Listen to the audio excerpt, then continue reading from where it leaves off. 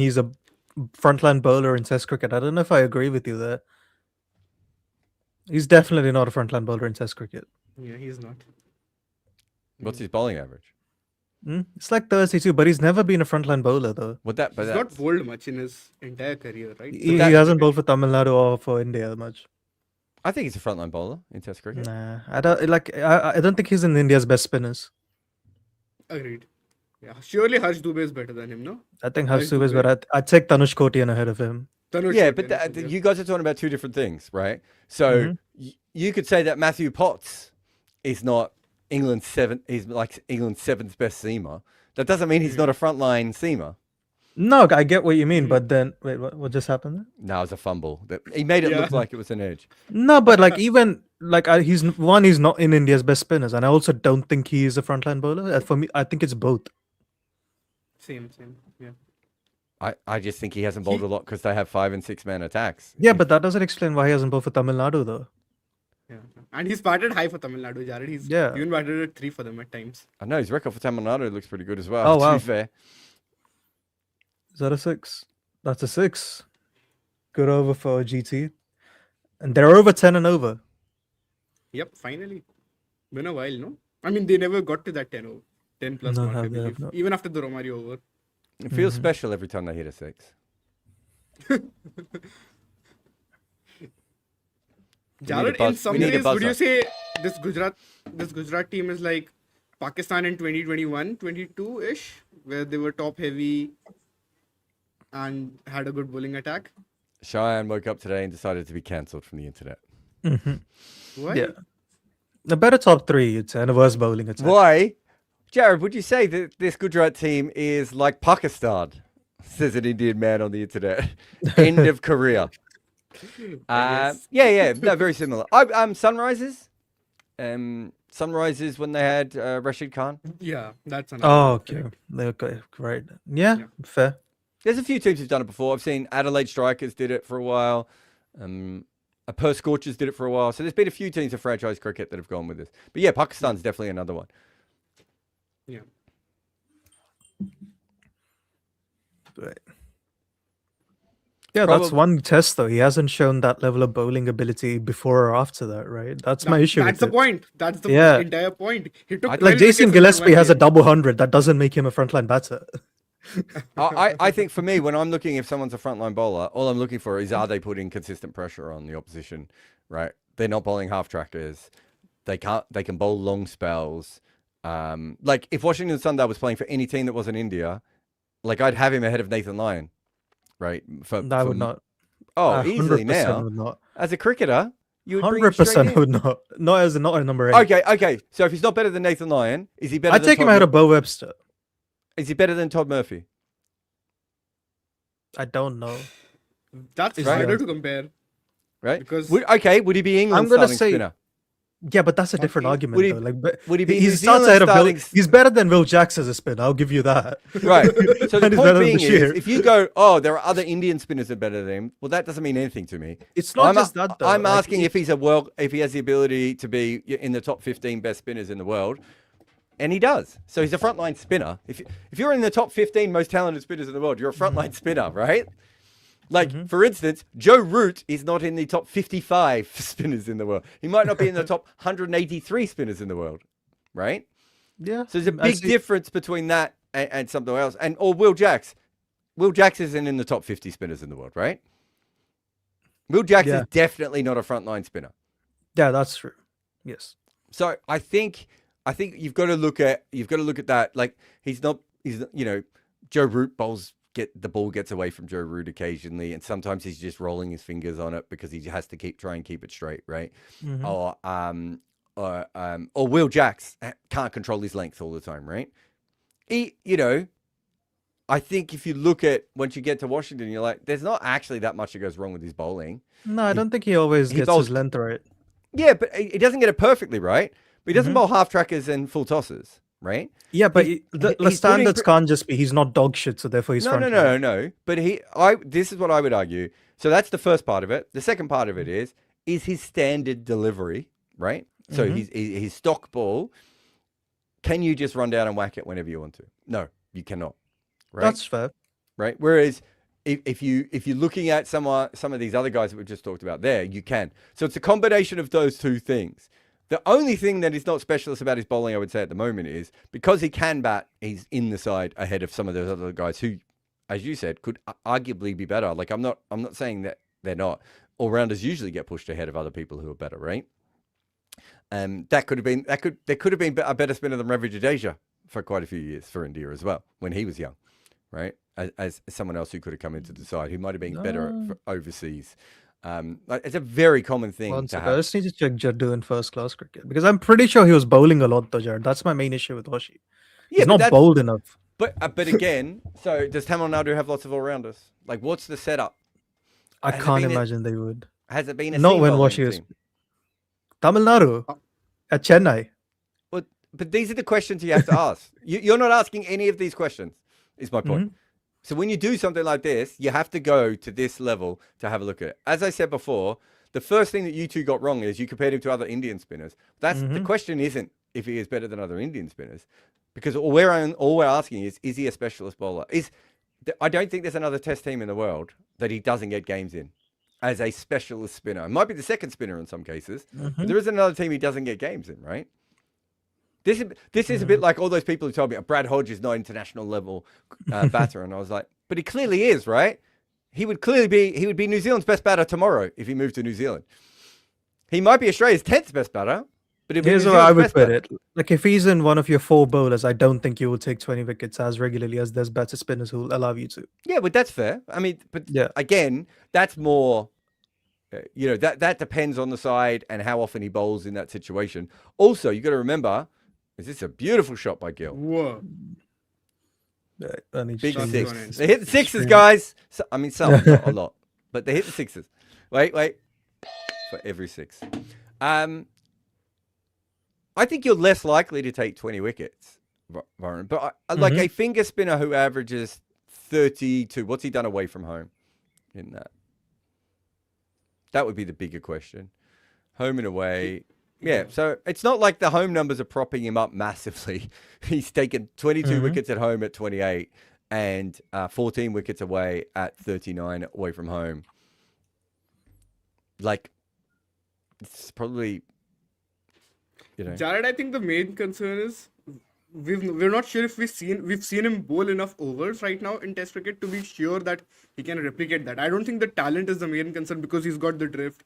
Yeah. He can even bowl long spells, as you were saying earlier, right? Yeah. So I don't think we doubt his attributes. It's more about getting the legs in place for him probably to bowl more in first class. No, but that's different. What you're saying is that he hasn't performed yet in Test cricket, right? I think he has performed yet. Like that, he has performed. That's not my issue. I just don't think he can perform as a frontline bowler. I don't think you can bowl that accurately with that amount of spin and that amount of drift and be thought of as a non-specialist bowler. But he's not accurate. You might not be a good specialist bowler. That's a very, very different. I disagree that he's not accurate. No, but he's not though. Like Moeen Ali wasn't accurate. I really like Moeen Ali, and Moeen Ali took 200 Test wickets. No, if Washington is your 5th bowler, I love it. I have no issue with him. I'll agree with you that because India have Jadeja, they can't use him at 7, which is probably his best batting position, right? Exactly. Yeah. But one thing I know for certain is India will not win a lot of Test matches if you have Jadeja at 7 and Washington at 8. That is just too defensive a bowling attack. Completely agree with you. We've had this discussion. I don't think Jadeja is a defensive bowler either. So I fundamentally disagree with that. I think at this point in his life, Jadeja's not a very good bowler. Oh, that's different. If you don't think he's very good, but you didn't say that. You said defensive, which is a very different thing. He's a defensive bowler. He's a stock bowler away from India. Away from home, in Asia, I think he's. I don't think he's defensive. He's bowling every ball on middle stump and spinning it away. He's literally attacking the stumps every delivery. That's what left arm finger spinners do, guys. But it's not who's an attacking left arm finger spinner then? If it's not the point of taking wicket, he's not an attacking spinner though. That's the issue. He's as attacking as his breed of bowling can be. What? A defensive left arm finger spinner comes over the wicket and bowls into the rough and tries to drive the scores down. He doesn't. No, that's do negative. That's not defensive. No, that is defensive. He's trying to slow the runs down so that you can't score. No, but what Jadeja does is he bowls the stock ball again and again, right? That's what Jadeja does. Every bowler bowls their stock ball every ball. Not necessarily. No, yes, he's not like a Kuldeep. They do. Kuldeep That's is literally what Test cricket is bowling a stock ball over and over again. Your problem is that it is a defensive stock ball, but every left arm finger spinner has the same stock ball. Who's the left-arm finger spinner bowling different? Who's your I don't even attacking know how many- left-arm finger spinner in this How many conversation? left-arm finger spinners actually exist in cricket? Yeah. That's what I'm saying. When you make these statements, you've got to go back and actually build the blocks around it, right? Otherwise, you end up like the guys on our comments talking about PR and Rian Parag. I'll do some anti-PR for Washington, though. I grew up in an era where there were genuine defensive left-arm spinners, right? Lots of them as well. It's just not working. And since DRS, I don't even think there's a point in bowling that way anymore. But left-arm finger spinners are going to have a lower economy because left-arm finger spin on its face, especially in a DRS era, is the best delivery that you can bowl in Test cricket. Because it can bowl you, it can LBW, you can be caught behind, you can have an inside edge onto your pad, you can be caught at slip. Right? It is literally the ideal delivery to a right-hand batter is what left-arm finger spin does. So it's not defensive bowling. It's just that you can't score off it because there's so many different ways you can get dismissed every single ball. And I think that because they have low economy, we think defensive. Oh, actually, I do disagree because I think I remember looking this up. He doesn't bowl the right length in England. Sorry, not England, away from home for Jadeja. That's my main issue with it. Does he not bowl the right length, or does he bowl a different length because he's not in Asia? No, he bowls the wrong length. No, but think about what you've just said again. You can't No, I mean he doesn't bowl the right length. You can't bowl the same length outside of Asia as you do inside Asia, though, can you? Why not? I think he means because the pitches don't do the same thing. Of course. No, but the like if you do 6 to If you're a 7 seam meter length, bowler, it works everywhere. Think about right? this as a seam bowler, Warren. Yes. If you're a seam bowler and your best ball is back of a length, and you come to Asia, you are going to have to bowl it fuller because the back of a length does not really do anything on the vast majority of pitches. That doesn't mean that you're doing it wrong. It means that you are like it would. Do you know what would worry me more? Is it not the other way around? In what way? No, like in Asia, you have to bowl shorter because it's lower bounce. You can bowl shorter or you can bowl fuller. We can have this is a completely argument that has nothing to do with it. But if you're a proper back of a length bowler, right, like a Steve Harmison, right, bowling that length in Asia probably isn't going to get you anywhere. You need to be bowling a little bit fuller. You need to be making sure the balls are hitting the top of the stumps, right? You need to be bowling for LBWs and bowls where you've been bowling for caught behinds your whole career everywhere else, right? So Jadeja is going outside of Asia and he's probably bowling a different length because those pitches dictate that he needs to bowl a different length, would be my guess. The same way that Ashwin bowled with more overspin in Australia, right? The same way that a lot of finger spinners in England and New Zealand will bowl defensively in the first innings because they're not going to get any wickets no matter what they do. And then in the second innings, they're hoping for the pitch to crumble, right? And they'll go back to more of their traditional methods. Like, I don't think you want a bowler just bowling the same thing in every different location. Warren, when you said that Jadeja bowls the wrong length, did you mean in context of that specific country or compared to Asia? That's a better question. I like that. No, I think it was for that country. I think so I can't remember the exact numbers, but there was a length where he was picking wickets, but he was not bowling that length in England. I know for a fact that was the case in England. Okay. Yeah, I don't think his natural length. I don't know what length. I think he was bowling he was bowling shorter than he should have in England. Is what I'm trying to say. But that's probably because the ball's not spinning right. No, but when he bowled fuller, he was getting wickets in England. But was it? Yeah. Again, is that though? He's bowling fuller in the second innings, right? When there is a chance to bowl fuller because the pitch is spinning again. Correct. So it would make sense if he was in England in the first innings to bowl a slightly more defensive length. Because his job in the first innings is literally to make sure that the fast bowlers can be rested and rotated. No boundary in this over, guys. 5 runs for Raseek. I was about to say the same. I thought that last one, I thought he hit it okay as well, and it just went nowhere. What over are we in? We're done with 12 overs now. We're at 121 for none. Have you checked, Varun? Is this when the slowdown is starting to happen, around the 12th? I'm pretty sure it's just been like after the power play, hasn't it? It's just all the way through. It's not after the power play because the 7th over is up massively. Oh yeah, you're right. Do you guys mean for the teams generally this season? I'll look it up quickly now. So I know that compared to 2022, the only phase that's gone down is 17 to 20. I think 12 to 16 is up as well. So. Oh, interesting. It's mainly at the death and they're bowling. It's mainly at the death where bowlers are coming. slow. So what was I firing trying to and all say? that. Sorry. What I'm saying in my roundabout way to summarize this whole discussion, I don't think Washington Sundar can be a number 8 anywhere. I don't care if you have Jadeja. I don't care if you have Nitish Kumar Reddy. Oh, I don't not think be you a should number bat 8. at number 8, but I don't Yes. think that was ever the conversation. But yes, No, but I yeah, that's agree what with he's you saying, there. right, Jared? That he cannot. No, be the I'm saying if fourth bowler. he's not in your top 7, he shouldn't be in the team. Is what I'm trying to say. Yeah. I don't get the point of him being in the team if you have Jadeja. No, I Like, think he's like too the good to harsh bat at call. number 8. So I think that would be a different conversation that we would No, have. of course he's too good to bat at number 8, but I don't think what I'm Yeah. saying is you can't bat at number 8 because no, you're saying he's too good to bat at number 8. I'm saying he's too shit a bowler to be batting at 8. That's Basically, you're saying he can't be your fourth bowler. Exactly. Anyway. I don't think so. You're either asking Jadeja to be a fourth bowler, which he isn't in this point of his career. You're asking Washington to be a fourth bowler, which he also isn't at this point of his career. But the argument I have against all of this is that he's Oh, never. did he catch that? No, he dropped it. He might have broken his thumb actually. Sorry, I was looking at it. Yeah, that It looks was right back painful. to him. Whether he is doing that at the moment or not is also, right in the end of the thumb. I hope he's okay. Mhm. Was it his right thumb or his left thumb? That's a good one. Let me see. Because his thumbs are right next to each other. Let's have a look. I might have a better view here. Feels like the left one, but I'm not very sure, to be honest. From That the was angle I after can a see. 6 too, which I forgot to hit the thing. Every time they hit a 6. I think he looks okay straight after. It is his left hand, so that's good news. What's up with my Wi-Fi?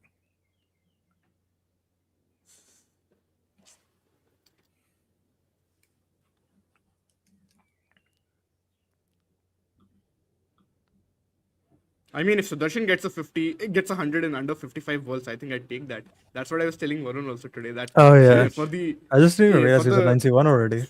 yeah, so the so-called attacking anchors, if they can get you hundreds at like a strike rate of 180 to 200 ish, I think even in this economy you'd take that, especially for Is a he team an like attacking Gujarat. anchor? I mean, at least today he is. No, he Not has been today, the last yeah. couple of years, hasn't he? No, Like, I he mean, had if you're that- saying Sanju with like striking at 180 is an attacking anchor, like is Sai Sudarshan an attacking anchor? I thought he was 165 one year. Is that higher Who's than Sai? he I was? don't- No, it I was don't think he was that high. 155. I thought it Oh, was was. it no? 155? Okay. Yeah. I got it wrong. Here we go. Have we got the Jared is God meme here, Varun? The 12th over in the Mhm. IPL this year is going at 10.84 runs and over. Okay. Right? It doesn't get back over 10 runs and over until the 18th. Ooh. What about 19 and 20? How much they would be? going up, I would imagine. 19th is weirdly a little bit down. So 18th is Okay. 10.83, 19th is 9.64, and 20th goes up to 11.46. Ooh. Right? Yeah, that would make sense. But 13, 14, 15, 16, 17, all but one of them is under 9.5. So they're not even particularly close to 10 and Whoa. over. Really, less than 9.5. But what's interesting about this is, so we were right about the 7th over is 8.4, which is up I'll just massively. speed What's back. that? I think it's Varun is left now, but I think it's about 2 runs more than it used to be. The 8th over is 9.29, Cheyenne, which is absolutely wild that it's that high. Certainly. He looks fine now. He's bowled a wrong and it's been hit out to deep cover.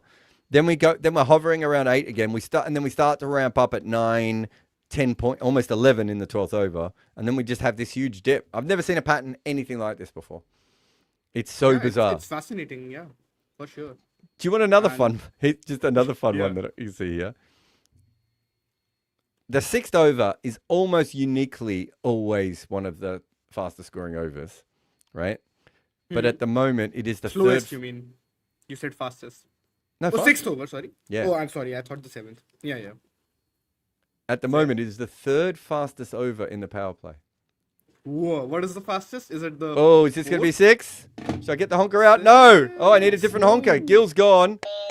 A bizarre innings of 32 off, about 24 balls when he essentially didn't get to face any forever. And Yeah. had to pull this away and got it a bit high up on the bat and it's gone nowhere. Yeah. Did you just hear what I told Cheyenne? I think I was listening something about slowest and fastest. The 6th over is the Mhm. third Not the fastest over in the fastest, power play this year. Oh wow, that's surprising. Exactly. I've never seen that Yeah. before. Halfway halfway through the year, things might change, but it's at 9.89. The fourth over is 10.5, and the fifth over is almost 10.6. Hmm. Did you guys see the Shreyas celebration, by the way? Was it putting his thumb back in place? No, it's the thing that Gill has, I think, also celebrated once like this in the past. No, Varun? I believe. Actually, he does it often. He this bow celebration in a sense where after scoring 100, and I feel like he did the same back to him. It certainly felt like that. That was nice. That's cute. That's cute. I love Yeah, it. that was a cute one. Was it? So Messi City saying, so Jared, you're stretching now. Jadeja plus Washi bring control, defo, not day one wicket taking threat. I didn't Varun say said that. he's no problem, Washi being the fifth bowler. No, I don't think you I said didn't that. say he was a day one wicket taking threat. Most wicket No. spinners in the world outside of really friendly pitches are not. So again, go back and listen to what I said. I actually said the opposite of that. We've done this one, right? Yeah, we've done this one. Yeah. But Jared, if let's say India at home, do you think they should play just one of Jadeja or Washi then when they're playing at home, or let's say in Sri Lanka? They have two world-class all-rounders, guys. Why would you not use them both? Because we just said Washington Sundar can't be a frontline bowler. But he's not a frontline bowler if you're bowling both of them. Okay. But Jadeja is not very good at bowling now. That's the issue. If that's the case, that's a Yes. completely separate one. Like That's I my would entire have to go- argument. Well, it's not your entire argument at all. That It is hasn't my been- entire argument. No, your That is entire my argument. No. No, I'm saying Washington Sundar cannot bat at 8 because Jadeja is not very good at bowling now. What's not very good at bowling mean? He was averaging mid-30s last year, and he's played on some really friendly pitches, right? So does that mean I he's think his finished or time he's is- in bad form? I don't think he's in as good a bowling form at all. No. But I'm asking you a question. Is he I don't think he's or in bad finished. form? I think he's finished Okay. as your leading spinner. He's not the same bowler he was like 3 years ago. Okay. I'll Right. give you that. Okay. Yes. So if you think that's the case, right, and you don't think he's going to take any wickets, what are those two combined going to get you with wickets? And can you not have a third spinner in those situations? I don't think Jadeja can be a second spinner anymore. What? So what? He can't be a third spinner. I think Jadeja is fine as a third spin, but I don't think Washington Sundar is a second spinner either. That's my insight. Again, going back to his bowling thing. Yeah. Okay. I mean, I completely disagree on that. I think that's I don't agree with that at all. I find it hard to believe that he's not a second spinner on a wicket that No. spins. If it's feel right, like sure. Honestly, sort of I on- find that I just think that's overreacting as an Indian fan. I don't think. I don't think I'm anybody- overreacting. No. Of all people, Byron, Jared, you just should know listen to me. I'm I'm not just telling overreacting. you. I just don't think I can't think of a single team in the world that I would not pick Washington Sundar as my second spinner in. I really, as someone who's watched him bowl for a long time and had lots of issues with him as a test match bowler, I'm like, okay, maybe South Africa if you have Maharaj and Harmer. I Yeah, just can't think there's surely. another team in the world where you're just like, no, we don't want this guy as our second spinner. It just, Pakistan? Would they take him as the second spinner? I mean, Pakistan would take him as a bat. Even if his test average is, way higher than it will probably end up being in his No, career. if the goal is 20 wickets, I think there's Oh, better. Bhuvi is on, guys. Bhuvi is on. Bhuvi This is on. Oh, yes, nice. this is going to be very interesting. And Yeah, as like- we So if mentioned, that's the this case, episode- I picking think we expect this over Oh, right. to is that what teams have now worked out? That's my point of what I've been trying to get to. Have they now worked Freddie out that listening this to is the a really good over? Sorry? Is Freddie listening to the watch-alongs when he's free? He's listening to Combox in his free time. I'm just wondering if they're getting to a point where they're like, actually, if we can bring a good bowler on for 13, 14, we can start the squeeze early, right? Yeah. And then when we bring the other guys on, it's on the back of 2 or 3 of lower scoring overs. So then we can get a wicket with who have they got left? Who would bowl the other overs? Hazelwood's due to bowl a couple, I would say. Oh, Hazelwood's fine. I was more thinking. Raseek? Yeah, so they've got one spare over. They've got 2 spare overs left, right? Of Krunal and one of Romario and Shuyant, right? So they've got Rashid. So they've got kind of 3 floating overs, right? Does it make more sense at the moment to try and build the pressure with these other guys, get that run rate down a little bit, especially with Butler new to the crease? It's Exactly. it's worth having a look at. There seems to be something happening around the 12th or 13th over really consistently in this league this year that I'm not sure. I'm just having a look at. Yeah, the bowling average is not that dropped. And that's a full Just the toss. 4. Gone for 4. I mean, if he's going to come on and bowl that, Yeah. Not even very fast, right? That was less than 130 clicks. So Yeah. that's a pie for a batter who's almost going to make 100 and is looking really good today. Hmm. Yeah, so sorry about the Sri Lankan series. I don't think if you're playing Washington and Jadeja, it has to be in 6 and 7. 6, 7. yeah, Got but it. I actually think what you're saying is something completely different here. I think what you're saying is Jadeja's not good enough to be in the top 4 bowlers anymore. Yeah, but I also don't think Washington isn't good enough Yeah, to be which top is 4 fine. bowlers. But Yes. again, I'm not looking at it from that position. And remember, you started with, is he a specialist bowler? There's nothing within his bowling that suggests me he's not a specialist bowler. No, Right. I'm saying he's not a specialist bowler because he's never bowled I- as a specialist bowler. Which is also fair, but Yes. most all-rounders haven't done the thing that they're a specialist on when they come through the system. Right? It's very rare for an all-rounder to have actually done that because you get promoted ahead of your curve, right?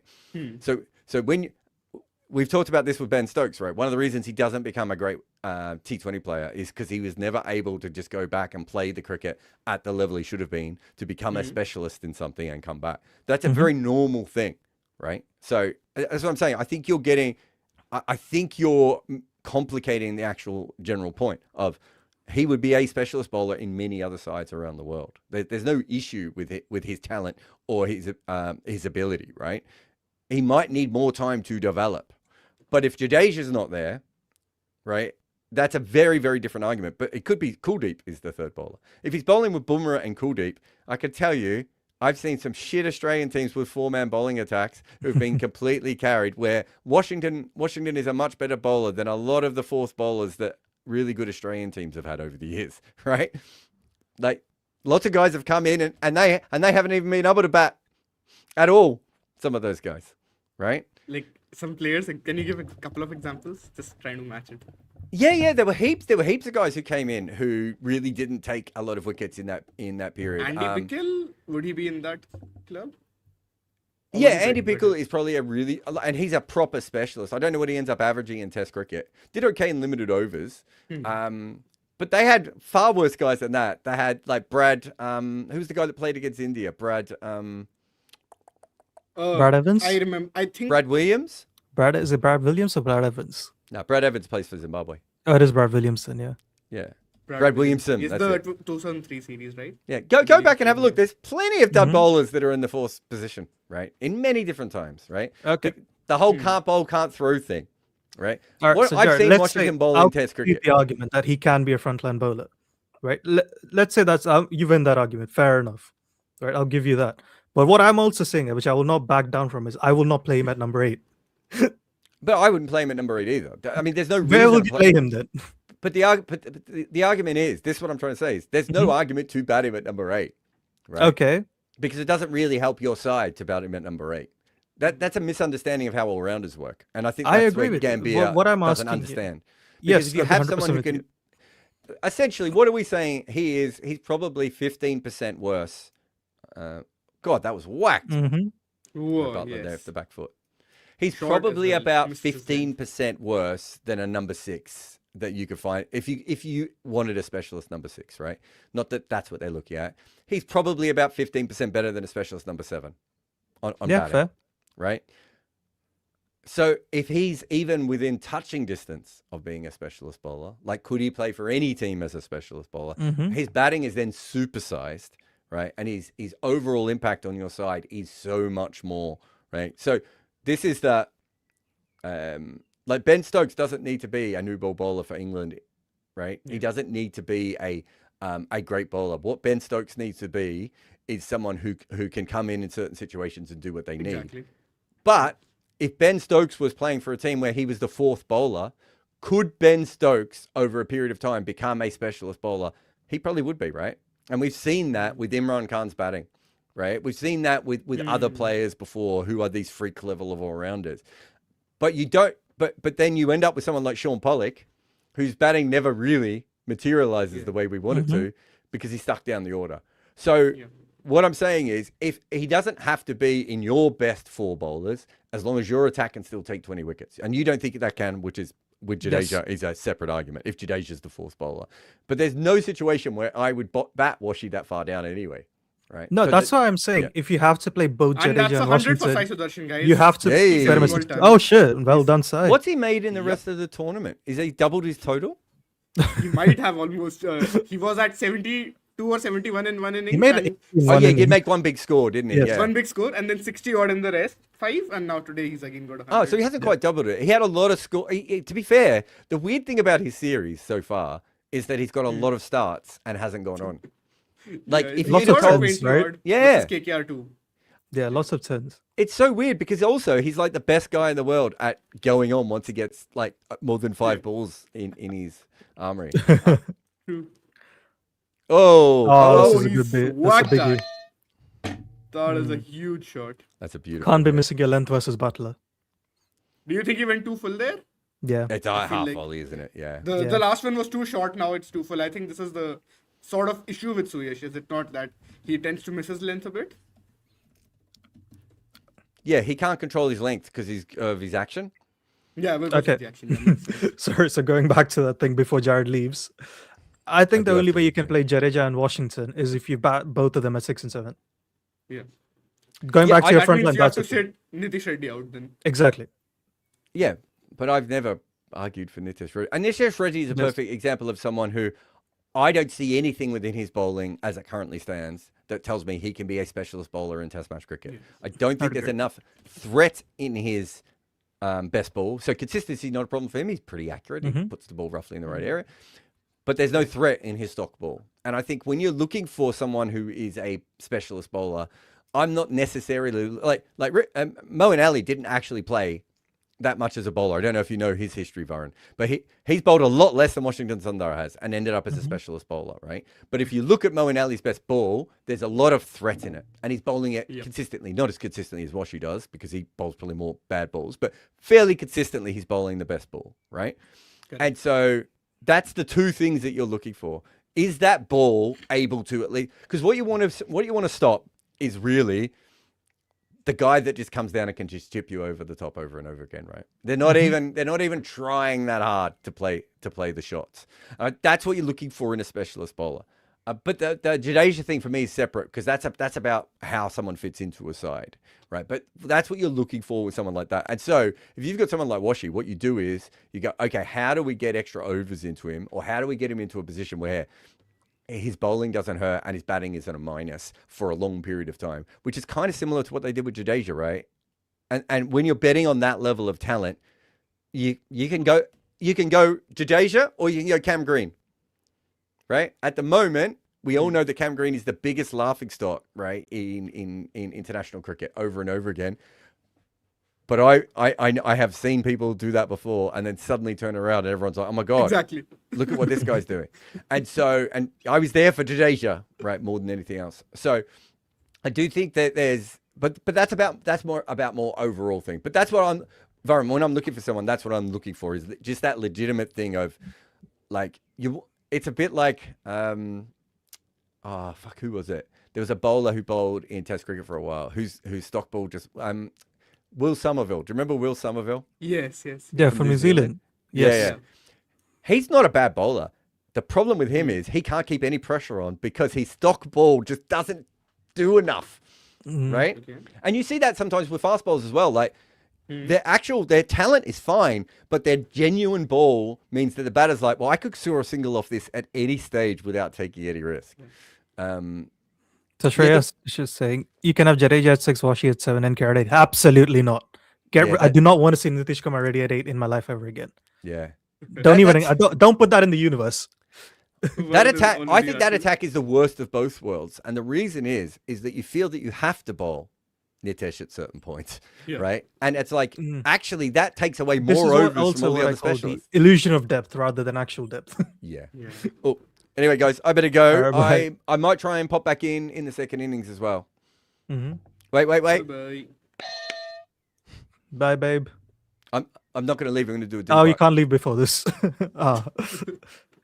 So Arun is saying a little off topic, but Cheyenne he has the most does. beautiful, innocent laughs. He does have that. He's very cute. Thank you. He's very adorable. Thank you for the kind words, I guess. So Amit says, do you think Sai Kishore can be a test bowler? Yes. Will he be that's an the elite other test one, bowler? right? I have no idea. See that I'm not saying all of them will be elite, but I'm just saying, just purely looking at first class cricket, I think there's better spin bowling option. This is my issue, right? People can't say things like, "Oh, the batters are just being picked on IPL," and not pick any of the good first class bowlers, right? What the hell's wrong with you people? How is it that like the first class bowling stats can't give you the right idea, but first class batting stats do, right? Do you know this feel today felt like the conversation between you and Jared for the most part? It felt like how you would usually annoy Robbie with something. That's true. Like you guys are going back and forth on that, but yeah, I get the general gist of what you're saying, that yes, he does not make your 4 best bowlers. That's the way you are putting the role of a specialist bowler. I think Jared's interpretation was slightly different, that he has the attributes to be a specialist bowler. Yeah, we I are more understand saying what he he means. has, makes Yeah. sense, I think. Uh, You definitely don't want NKR. You don't want all 3 of them at 6, 7, and 8. Yeah. To be fair, I don't think I want 2 of them as either, but sure. We'll get to that. So Sarthak is saying Washi is a 4.5 bowler and NKR is a 5.5 bowler. Yeah, I can agree with that. Yeah, like 5.5 for NKR. If he's now that he's worked on his pace and everything, maybe still I would still be tempted to say 6th bowler for NKR. To be honest, I would be more interested to see if he can eventually bat higher up. No, like I think Root would be a 6th bowler. He's better than Root, isn't he? Oh, we've not called the wicket, bro. Sai Sudarshan is gone. Oh shit! This fucking stream. I've just been so distracted by this. Yes. Bro, you're so obsessed with this topic today. Yeah.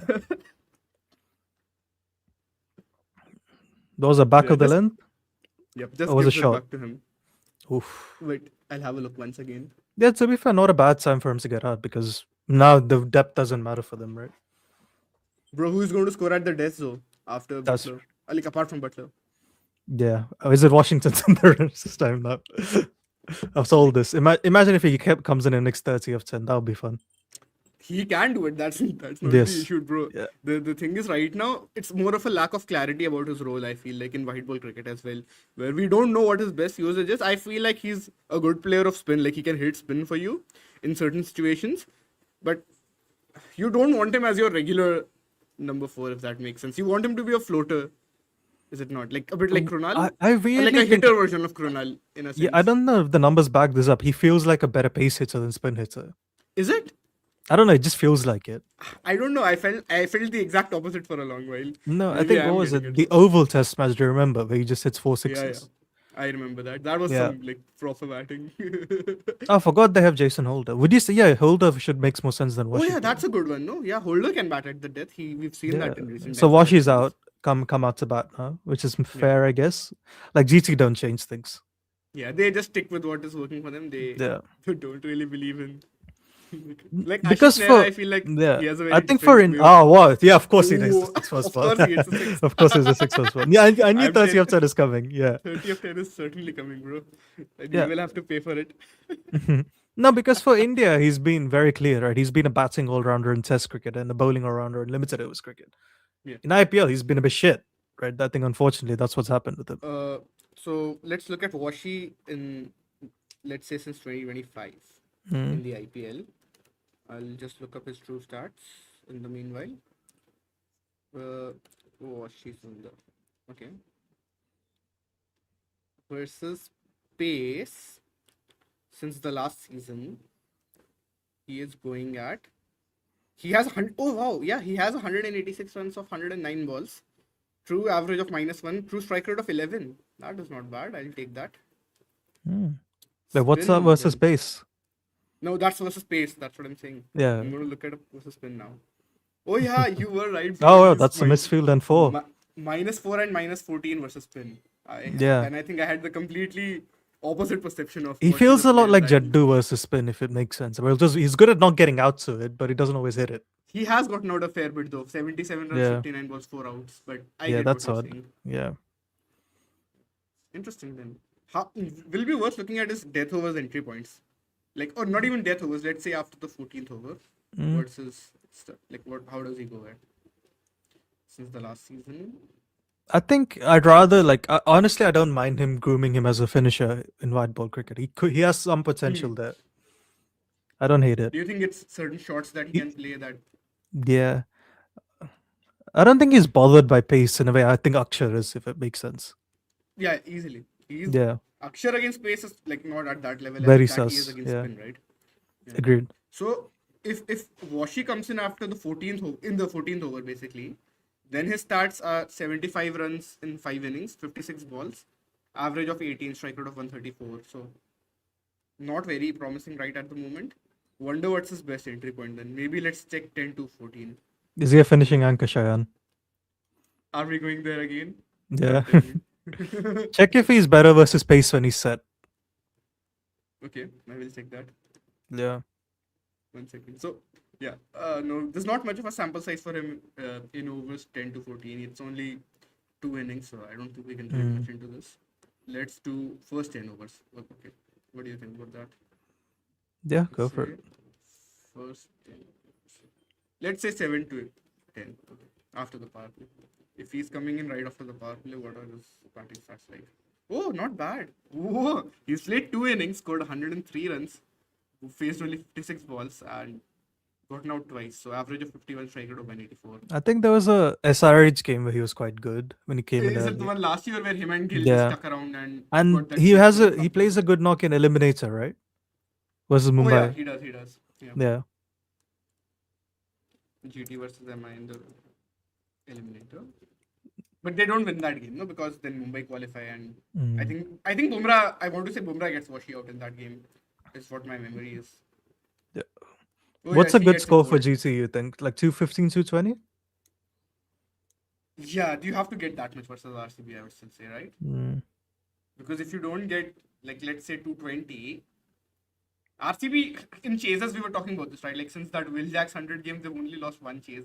And that was the one against SRH in Lucknow. Apart from that, they've won every single chase. And even the big ones, I think what happens is oftentimes you need someone to play a freak show knock as well, or just have a great batting day. Like the Jitesh chase, for example. They were in that chase, they started off well. I mean, they were not going all guns blazing, but they kept their wickets in hand and they were batting at a good clip. And then I think once Virat got out, it was like, oh, will they win the game or will they not win the game? But it didn't feel like it was dead and buried at that point. But Jitesh had to play the innings of his life to get RCB across the line. And then they were chasing 230. So 220 plus chasing, maybe you can put some pressure on them. But I think less than that. I hope Virat makes like 40 or 15 today, man. 40 or 15. Like, What yeah. if he makes 90 or 40? Yeah, I'll take that as well. Anything other than 50 or 35, please. I can't deal with that again. Definitely. Yeah. So good over from Suyash so far, quietly though. Yeah. And it Really is good coming bowling. down to Washi versus spin, the same thing that we were discussing. Bro, why did I think that he's a good spin basher? I don't know why. I get why you thought that though, like, but I just always thought, like, I think you just, no, I think you after Akshar Patel, we think all spin bowling around us can hit spin. The Anukul Roy thing, right? Where we were talking about him also to pigeonhole him maybe at 5 and like at number. To be fair, Anukul was good versus who the hell did they play? Rajasthan. Yeah, that that's game. what I'm saying. Yeah. Exactly, that's what I'm saying. I still don't think Anukul is a bad player, bro, to be honest with the bat. Yeah, We've agreed. not seen enough of him. People write him off, but what do you expect an all-rounder to do when he's coming in at the depth with nothing left to do? Like, he's going to slog and get out. So I think that's No, what the Singer, context- like, if he converts that 50 or 35 and finishes like 85 or 45, then I don't mind.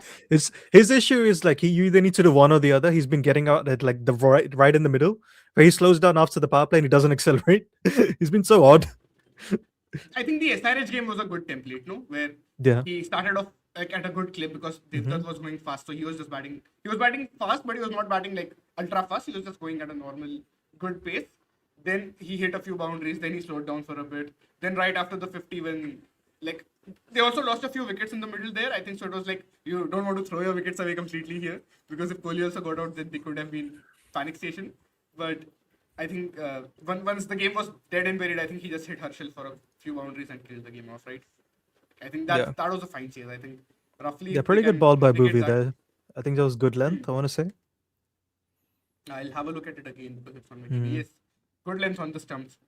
Maybe slightly back than maybe more 7 to 8. I felt like. Yeah, 7 to 8 is good length. No, I know, but I mean the. Okay. Yeah, fair. Yeah, I think I was recently talking with Himanish, right? I think I was sharing in the group that it's like 7 to 8 might 7 have to 9. become the new 6 to 7 meters. I see that. Oh, that's a very good ball, and That's a good ball, work on this. Butler to play that out as well. I mean, Bhuvi's been great this Bhu- season, man. Oh, he has been one of the better bowlers. You can make a case maybe that he's among the 5 best bowlers. I think maybe you have to do a little more homework and all of that. And early in the season, I think halfway through the season, it's also a bit tough with different conditions and everything. Like, it's not wise to compare them on raw stats. And even our true stats, as we were working out, they show some strange anomalies. Like, the funniest one still for me is that Nissanka has a true strike rate of 50 in the power play. I was like, I love Nissanka, but that cannot be right. Yeah, we have to wait for that. Yeah, so we have to. Yeah, Virat has evolved. Yeah, definitely. Of course he has. Yeah, for sure. Yeah. I think the main thing with him is that before 2024, he was not going as hard in the power play in the IPL, and he was also slowing down in the middle, right? So you don't want a combination of both of those things happening. When he can easily get you to at least like a 160 to 180 strike rate very regularly in the power play. I think he might be the most repeatable player, I feel like, Varun, if you have to get 20 to 30 runs at 160 to 180 strike rate in the entire league. More repeatable. Like, there might be guys who can get 40, 50 even, and at a much faster rate, but they won't do it as often as he does. So I think that's the quality that you get with him in the And he's out. Gone. Wow, I actually thought that was going to be a good shot, but he's not cleared the fielder. Yeah. Should have just stayed and hit it. Right? Yeah, should have hit it straight. It was a full toss. Premeditated shot, sort Yeah. of. 25-16 is okay, I guess. Like, Bro, not great after the platform. I agree. Completely unrelated, but Butler's, have you heard his podcast? His voice is like so soothing. Yeah. I want to say. He's got a good voice. I was just listening to some of his pod today, the one that came out. It's pretty good. Him and Broad, I feel like they're also a good duo. I think in podcasts that really matters a lot. Where who you're paired up with, if you have good chemistry with them, I think. Yeah, Jason Holder is in. Yeah, good time for him to come in, I think. Yeah. What would be worth looking at his first 10 ball strike rate in recent times? Let's say since and at the death, mind you, we can do that as well. Let's say 2025 onwards, whatever T20s we have on this. Also, clearly, Nehraji doesn't believe in entry points.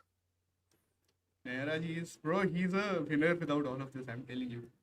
He thinks about the game only so differently.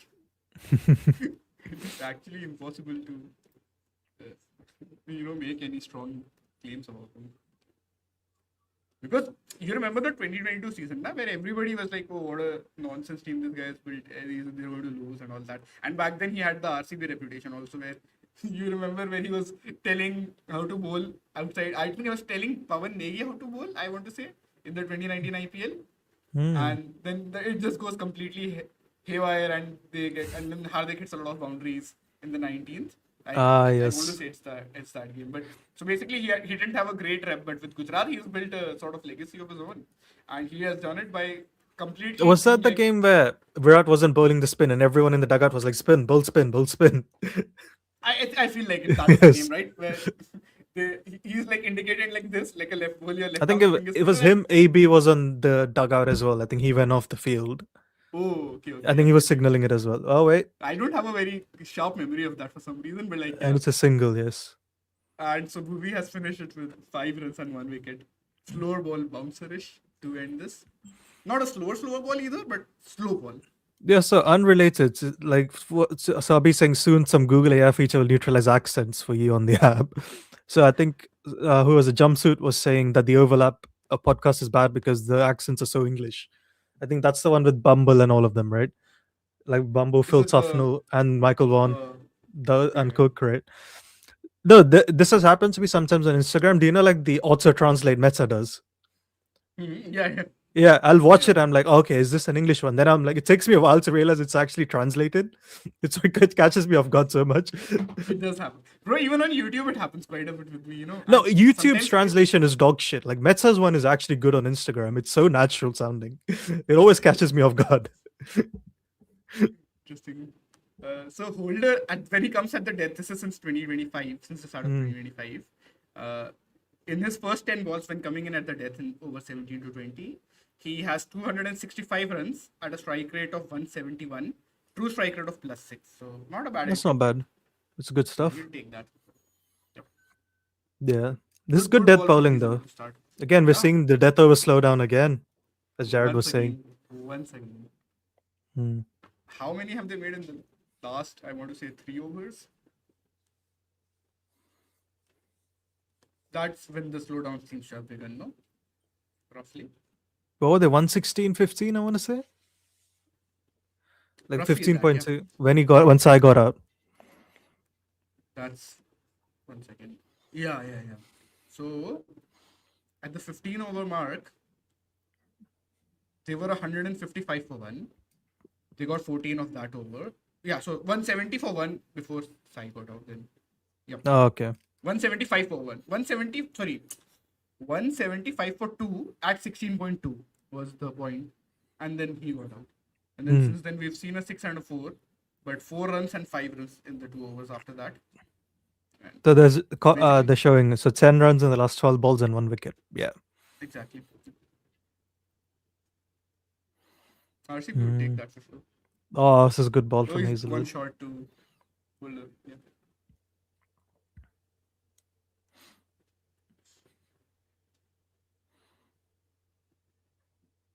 Yeah, I think RCB would fancy themselves in a chase today. Yeah, if it's around 200, I think it shouldn't really trouble them a whole lot. But we've also seen some. and- I think we've had 2 scores near 200 where the other team failed to chase the guy's centurion. Do you remember? Where the other team Sorry, we've had nearly 200 scores which we thought the other team would chase easily, and then didn't come close to the centurion, right? Oh yeah. So Gujarat didn't make as many runs as Tilak. MI nearly made less runs than Sanju. You're talking about those two. Yes. I feel like it's going to be one extreme or the other today. RCB will either chase in like 16 or they won't make 100. 120 all out. Yeah. I that's an interesting one actually. You actually remember the Sunrisers versus CSK game? That was also like a sub 200 chase, but they couldn't end up doing that. Some smart bowling, and I will say one thing: 200 against GT is not going to be easy. If they end up setting 200, that will not be easy. It won't be straightforward, if that makes sense. Maybe RCB do it with the quality of batting that they have, but I just don't feel like with their bowling you can take it as casual. Yeah. They're a bowling heavy team, in the power play, and it's been tough to score off Siraj in the power play. Actually, Kohli versus Siraj could be an interesting matchup in the power play. Last season we were all waiting for that, but last season I think he just hit that 1-4 and then he got off strike and then got out in the next over. Again, that Kohli Bhaiya and Siraj Mia matchup we're going to see hopefully and have some fun. Even I completely forgot, I just didn't clock it until now, but Kohli versus Rabada is one of my favorite matchups ever in cricket. Like I just love the aesthetics of that matchup, so I hope we get to see some spicy cricket today. that would be a fun one. But that's a personal thing, I think, more or less. I don't know what others feel. It's a misfield. Yeah, that's still a really good over though, bro. Yeah, very good over. Exactly. What's the 8 of the over? Yeah. I feel like 9. No, sorry, 8. Yeah, 3 twos Yeah, and 2 doubles. 8. 2 singles. Really good bowling. Yeah. So if they get to, let's say, 200. Today we don't have salt. That's the other thing. So we have to keep that in mind as well. Do they just stuff Death Hill in straight? Also, 200 is in the Virat range of just cruising a chase. It's just in his range. That's his perfect zone. Bro, 200 is like the new, I want to say 170, 180. Yeah, agreed. Is it not? Yeah. Like 5 years back, if you go, or let's say you take it 10 years back to say prime Virat, 2016 Virat. How a 170, 180 chase, that's how he would make it seem like. Maybe that's what you can say for a 200 chase here. Agreed. Because we have to also adjust for eras, right? Because chasing 200 back in the day used to be such a big deal. It's like, oh wow, we've chased 200. Unless you're Chennai, they've gone the opposite way. yeah. And even RCB used to be really bad, bro, at 200 chases. You remember that stat? I think it was that Will Jacks game sort of unlocks them, and after that, I think they've done pretty well at that. They chased the SRH one this year. They chased the LSG one last year. The one I went for, the Jitesh one. Also, by the way, unrelated, we're seeing RCB's high flow bowling attack show that they have a high flow. Yeah, I was actually going to talk about that. We completely No, went off they the haven't field. had an extraordinary bowler today, but everyone's done well. Yeah. Comparatively. This is the floor thing for sure. That's what I was telling you, bro, that for their 5 main bowlers, Oh my god, he can't be getting a massage again. For fuck's sake, classic. Bro, for the main 5 bowlers in this tournament, all of them have a true economy of 0.5 or more since the start of last season. Yeah. So that's the floor argument, right? Where they're not going to go for loads of runs in a consistent manner. Of course, they will have games where maybe, let's say, Hazelwood. I still don't think Hazelwood has been at his best this tournament, to be honest. He had a good game versus Lucknow where he was looking $1 million, but to be That's honest, also because apart he from that- hasn't had a run, right? He just keep coming in and out, so it's hard to build a rhythm for him. Yeah, I'm not very concerned about that anyway. I think you also actually want him to be in full steam for the playoffs. That's far more important. If he's anything Or like the back- LSG game, oof. Yeah, exactly. How good was or the LSG not game? just the playoffs. I mean, the playoffs Yeah. are far from confirmed or anything, but what I'm saying is at the back end of the tournament. We've seen some funny bottle jobs from teams in the playoffs, have we not? Like, we've seen Rajasthan go from 7 wins and 8 losses to like not even making the top 2. Oh, that was fucking crazy Anything can then. happen. Yeah. In the IPL, absolutely anything can happen. So, like, I know people have this tendency at halfway point, they're like, oh, now CSK are done, now Mumbai are done. It's like, guys, wait.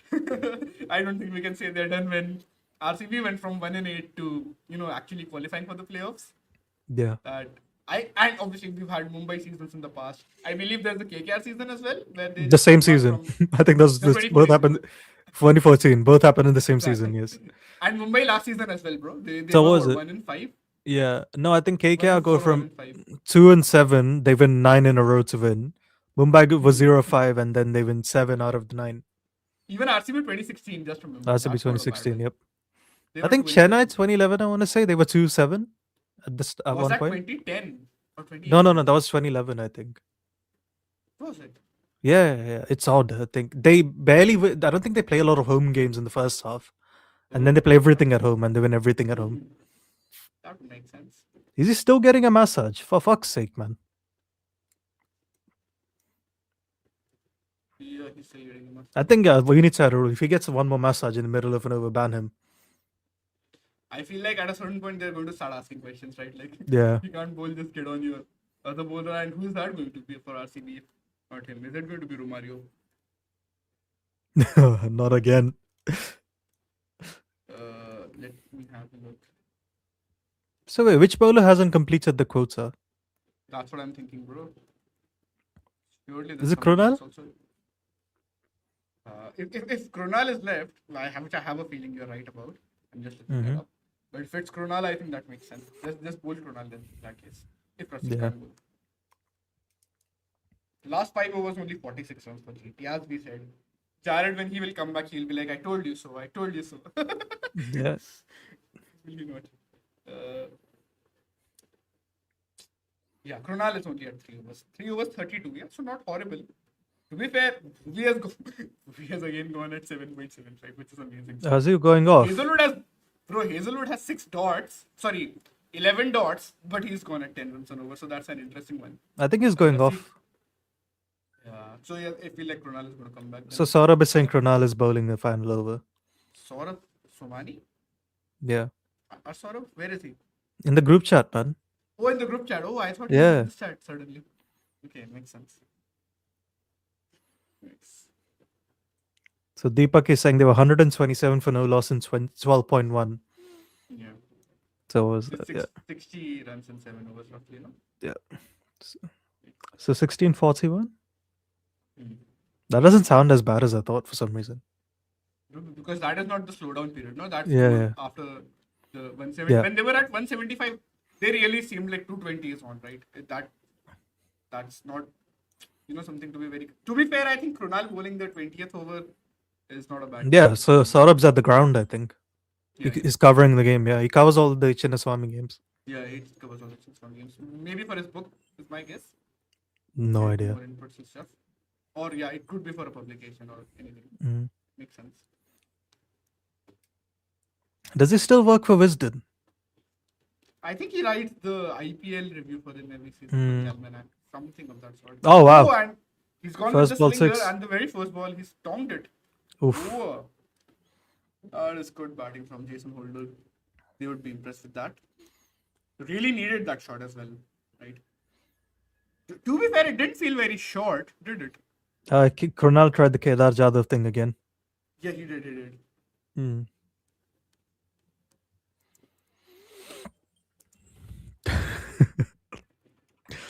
This is a fun over. Yeah. Bro, what if they don't make 200 even after the 6? That would be the funniest. Needed. I think one of the comments was saying if Gujarat had made 220, RCB would have chased it, but if they make 205, RCB would not. Well, wait, 205, what is the joke? What am I missing here? No, they don't like 205, right? What's with 205? I think they feel like made it's it. familiar. They made it. I know they made it like 2 or 3 times batting first, and got all times it got chased down. I don't know about chasing though. Oh, okay, that's odd. I know Chennai chased it twice, I think, and Punjab do it once. Yeah, Makes sense, I guess. one The would second be one was the good from Krunal. Just no one. First one was the Albi Moko game. The second one was the Tala 6 to finish, and the is third it one the was Punjab one, I think. 2018, right? And No, Punjab, which is the Punjab one? 2022. Oh, is it the Odeon Smith game? I have no recollection. Could be that one. 1 second. Odeon Smith versus RCB. They chased down 206, yes, in this match. Mm. RCB made 205 for 2. Resources, as Varun would always say. Yeah, was that the game Virat was slow? He was fine. He was not very slow. Like he's not opening, so he's batting at 3. He was 41 not out of 29. Yes, I would slow. take that in career worst form. I would take 141 strike rate in that case, and without the power play advantage. To be fair.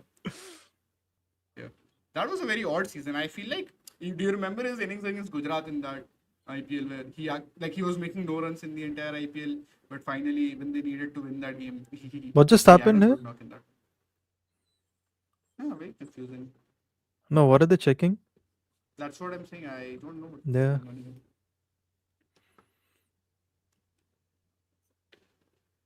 Faf made 88 of 57 in that match, and Anuj Rawat was 21 of 20.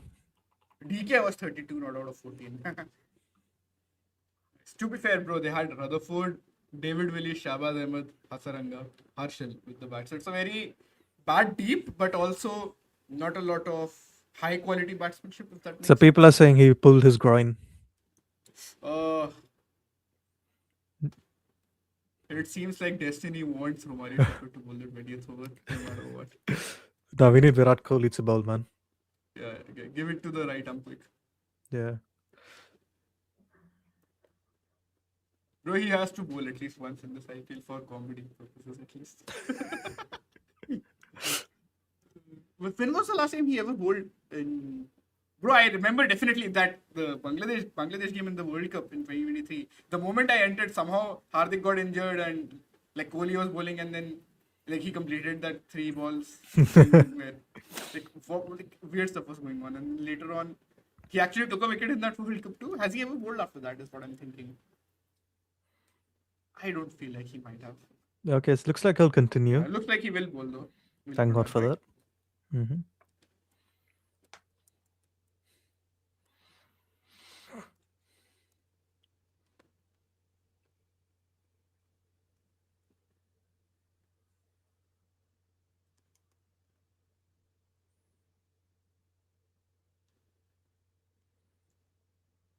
I think if you're a spinner bowling at the death to holder, you just don't want to get into his arc, right?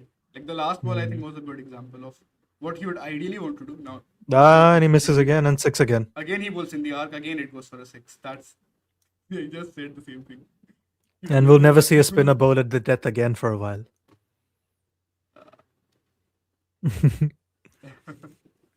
No, that's how it goes, right? It's like a fast bowler's hit for 26, it happens. If a spinner's hit for 26, we'll never bowl him again.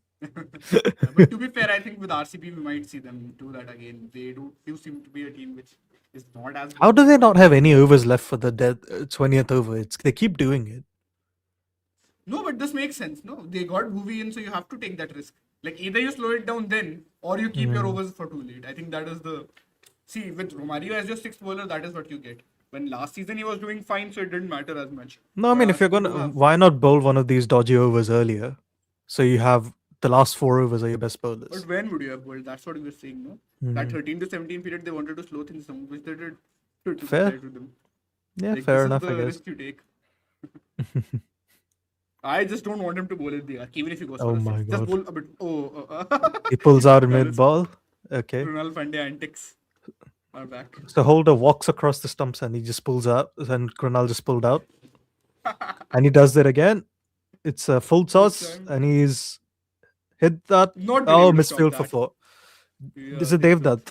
Yeah. Yeah. Devdutt misfields it for 4. Should have done better there. Yeah. And they have 200. Yeah. 200 done.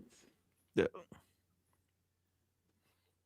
Don't know what happened. Again, there. it's the 20th over going for runs. This feels like Yeah. such a Jared template game, the one we were Yeah. talking about, where there's a slowdown, but then again, teams pick back up at the 20th over mark. I think he was attempting a wide Yorker there, and he did. It just turned Yeah, into yeah.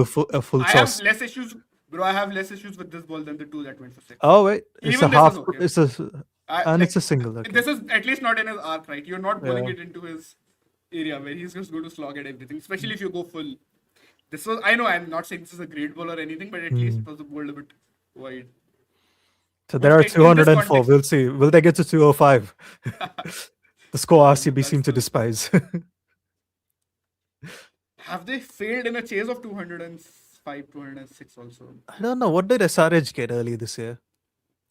That was like a 201, 202, I feel like. Okay. It doesn't feel like it was massively above 200. Mm.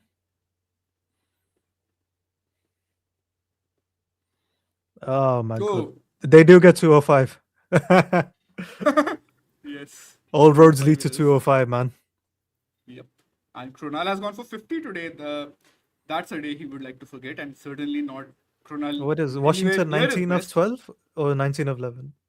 Yeah, 19 of 12. Yeah, it's okay. Hold- What was it? 6 of first ball, right? And then 13 of 11. Who did he hit for the 6 of the first? Oh, yeah. I think that Boovie, was right? Hazelwood. Was that Hazelwood or Boovie? He came in, he was 2 down, no? So he came in at 4. Oh, okay. Yeah, must be Hazelwood then, yeah. Yeah, I think it was Hazelwood. Correct. Yeah. All right, folks. We'll be back for the second innings where hopefully Rob Barron will join us. So, Vignesh. Goodbye. Cricket has never finished at the close of play. It lives in the arguments, the memories, the comment sections. Cricket makes you talk. Combox is entering that chat.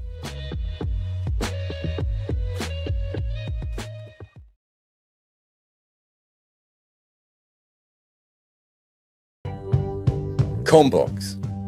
The game lives on.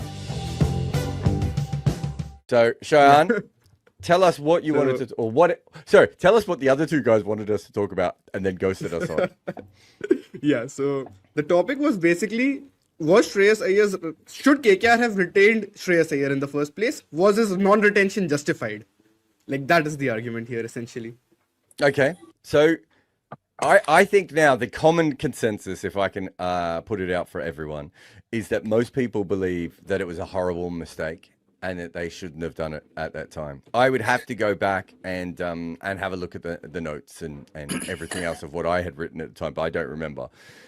I always thought it was a bit odd though, because there aren't that many Indian batters of that quality in their prime, right? Who you get rid of. I think what's made it look worse is that Shreyas is better now than he was at KKR, right? Exactly. But that last year, Cheyenne, I don't know how you replace a batter who averages 40 with a strike rate of 147. Was it 147 or 143? I just lost it. Right? 147, yes. 140. So you've got a guy about to hit his peak. I think he was about to hit, 28, 29 at this point, or was around Correct, 28, 29. Yeah. And you say to yourself, no, we're going to go with a guy called Venki Iyer, who's played very few games, right? And isn't as battle tested and isn't at the same level of talent. And Dre Ross, who comes off a great year, but is 1,000 years old and has knees who are 2,000 years old, right? I think even with that, there aren't that many players who are captaincy material and absolutely dead certainties in your middle order that are available. So I can understand why fans are looking at it from that perspective and thinking that this wasn't a good idea. Cheyenne, what's your rebuttal? See, essentially, I think we are obviously warping our opinions with the current version of Shreyas Iyer, who is an elite player of pace as well as spin. Back when he had that great season, back when we had a very good season with KKR, I wouldn't say it was a great season simply because he didn't have to do a whole lot. Salt and Narayan were scoring all the runs, and that meant Shreyas could do his job against spin. Like, he was a solid role player for me. And I mean, he was a good captain as well. And I they think were averaging actually ended up 40s winning over it, a right? role player, though, isn't it? Jared, I mean, the true strike rate, I think, is about par for that season, if I'm not wrong. And No, wouldn't but I don't imagine think the you're a true role average is the player whole- if you're averaging 40. Like, that's carrying a big load, man. Let me look this up. Anyway, so while I'm talking about that, the point being that, if you look at that KKR team, there are so many options of players that you wanted to retain in the first place. So so we had, first of all, their biggest retention was Rinku Singh, who they retained for 13 crores, which is more than fair. I think we can all agree on that, simply because you don't get finishers of Rinku's quality. Now what has happened after that is perhaps something none of us could have seen coming, that he has not really had the same amount of returns, but he was winning them games. In 2024 he didn't have to do a whole lot, I will give you that, but that was a function of the top order having the season. I've got no problem right? with keeping Rinku at 13 crore, was it? That So seems Rinku fair. they had at 13, correct. Yep. Then they had Varun at 12, which has to be a steal, right? Like, none of us are arguing that, for sure. And even with his current form, like, that is very recent, like, very, very recent. Now, in hindsight, you can say anything, but I think at that point, he was one of the hottest properties in the market when it comes to spin bowling, right? Then you've got Sunil Narayan for 12 crore. I think that is also fair. He had perhaps the greatest season for any player ever in the IPL in 2024. When you look at it from an all-round perspective, I mean, nobody was able to hit him. He was taking wickets. He was scoring runs at a very, very brisk pace. So I think they had to keep him. Andre Russell, who they have for 12 crore. Now, your logic about his, him having knee issues and getting on, I think that is fair. But how do you not keep him when he has the season that he does in 2024, right? Like, he's one of their important players in that year. Yes, but the other way of looking at this, and we talked about it at the time, is there was always a chance within 1 to 2 years that Narayan and Andre Russell were going to be done, right? Fair. And so this is a new cycle, right? So if it's a new cycle, who is the better option here? You can't replace Andre Russell, right? But chances are in the mega auction, they weren't going to be able to replace Shreyas Iyer either. I think just to chip in here, I mean, sorry, actually, you're part of this. It's just because we've already been chatting about this on the other group. Exactly. This topic is more of an extempore for me, where I'll just have to improvise on the go and come up with points. Yes. I do agree with what Shayan had to say. 2024 heading into the auction, if you ask me, had KKR done the right move, I don't think it was a wrong move per se. By having seen what they did at the auction, spending 23.75 on Venki Iyer and some of their buys, that definitely in hindsight makes it even more stupid. Also about Varun Chakravarti, what you spoke about him being retained for 12 crores, we need to remember that he was retained for 12 crores, but the purse deduction was 18. He was their 5th retention, making him an 18 crore deduction from the purse. And that for me, even then, was a very stupid move, because I'm not going to look at how much Varun Chakravarti is actually costing. It's not the 12 crore number that matters. It's the 18 crore number, because that's the deduction. And I did not believe Varun Chakravarti would have gone for 18 crores at the auction. And that's where I couldn't understand why did they have to do that. Same goes for Ramandeep Singh. I felt in terms of the retentions, the fact that they had already sort of, they'd already reduced their purse by 79 crores, I want to say 79.5, because in each of this, they completed all of their 6 slots.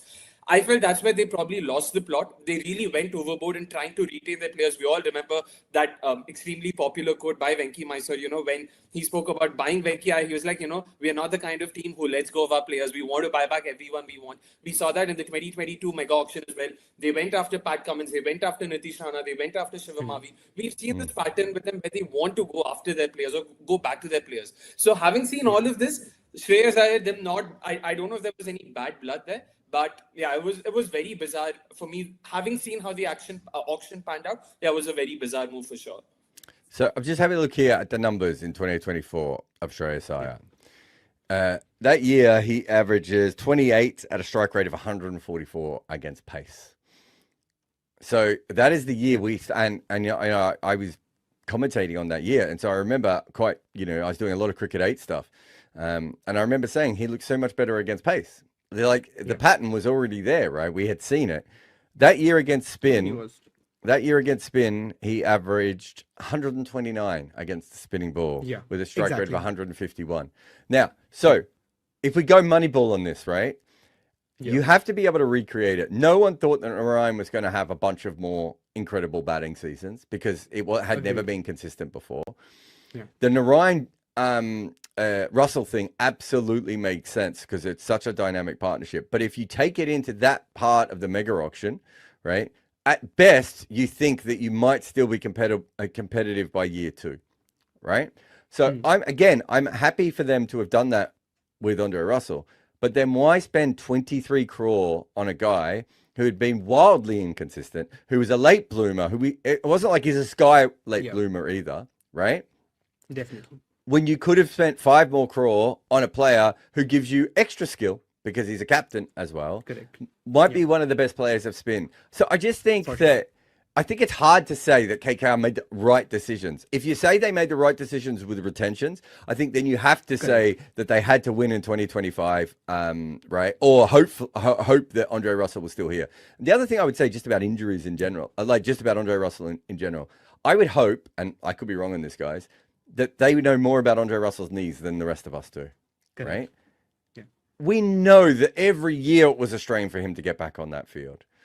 So you're taking a big chance to be able to do that, right?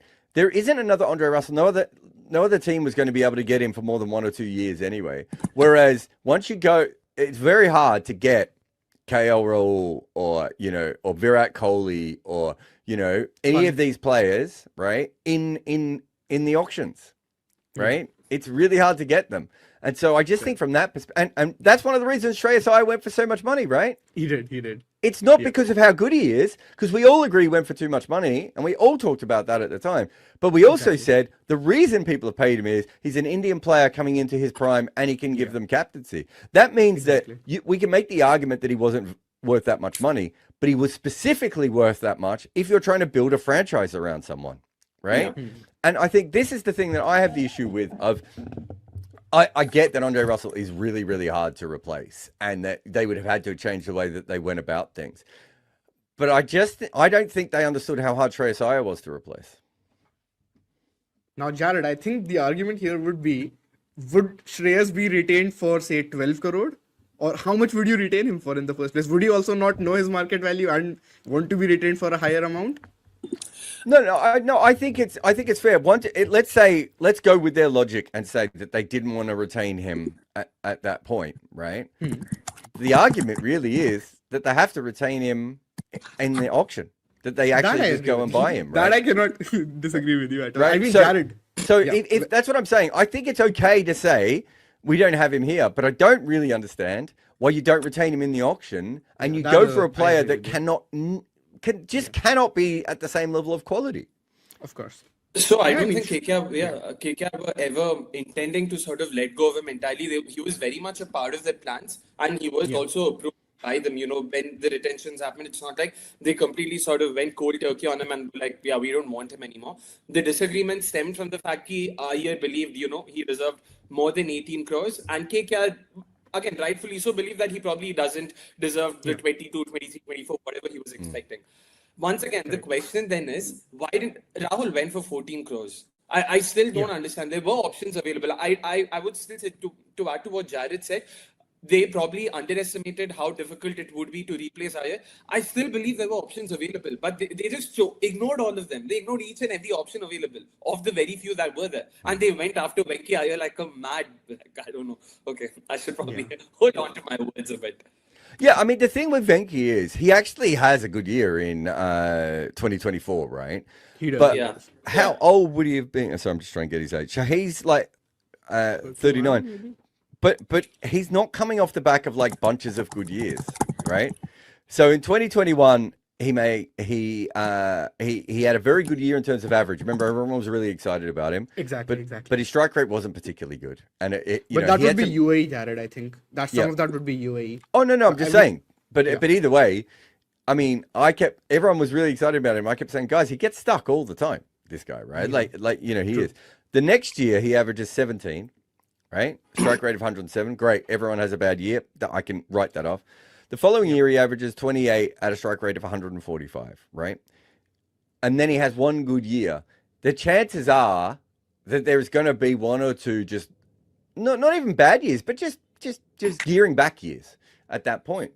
And yet it doesn't seem to and so if you're going to pay 23 crore for someone, surely there has to be a banker. right? Now, if you look at Shreyas Iyer is a banker, not in terms of his overall career, because as we just said, he was up and down as well. But he's a banker in the terms of, he's going to average over 30, right? No matter what. His worst year, I'm just trying to think. So Shreyas Iyer, Jesus Christ, he's consistent. Shreyas Iyer, other than 6 games for Delhi in 2016, had never averaged under 30, right? So at the very least, you're getting consistent runs out of him. But then on the other side, you're also getting the captaincy, right? Which is another skill that you're going to have to bring in. I just don't see how, if you're doing the maths, right, the 23 crawls plays off against the 28, unless you suddenly think that Venki is going to bowl like 3 overs a game, or maybe not 3, even 2 overs a game. Yeah. Can I chip in here? You can chip in anytime. I completely agree with what you said on Iyer. Yeah. Again, I don't think KKR ever thought that Venki Iyer was going We love the game, but we love the stories. Fans have stories. Former players have stories. Journalists have stories as well. Combox brings them all together. The game lives on.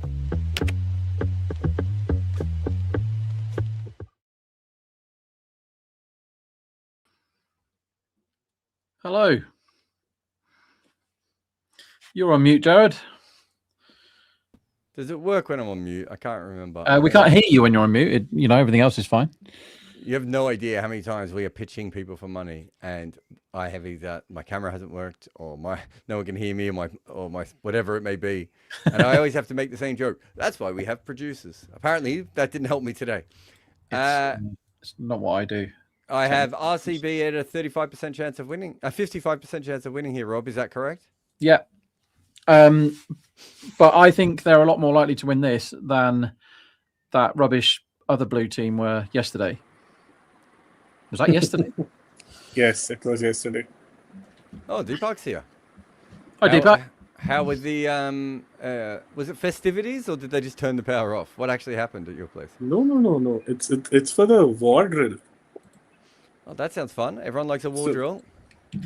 Yeah. So they're kind of preparing the civilians. So Ludhiana, Jammu and Kashmir, certain places, they had this like army. I was civilian blackouts. Just for the preparedness. Like, Siraj in to Bethel, who punches his straight cover, no run. Good timing though.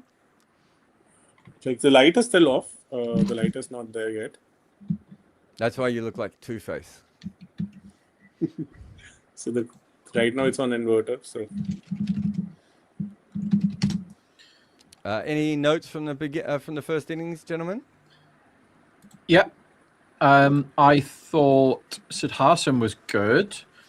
I thought everyone else was average. Hazelwood bad, and it's a disgrace. Two things were a disgrace in that first innings. One is that a man whose only job is to bowl 4 overs couldn't bowl the most important one because he had cramp again.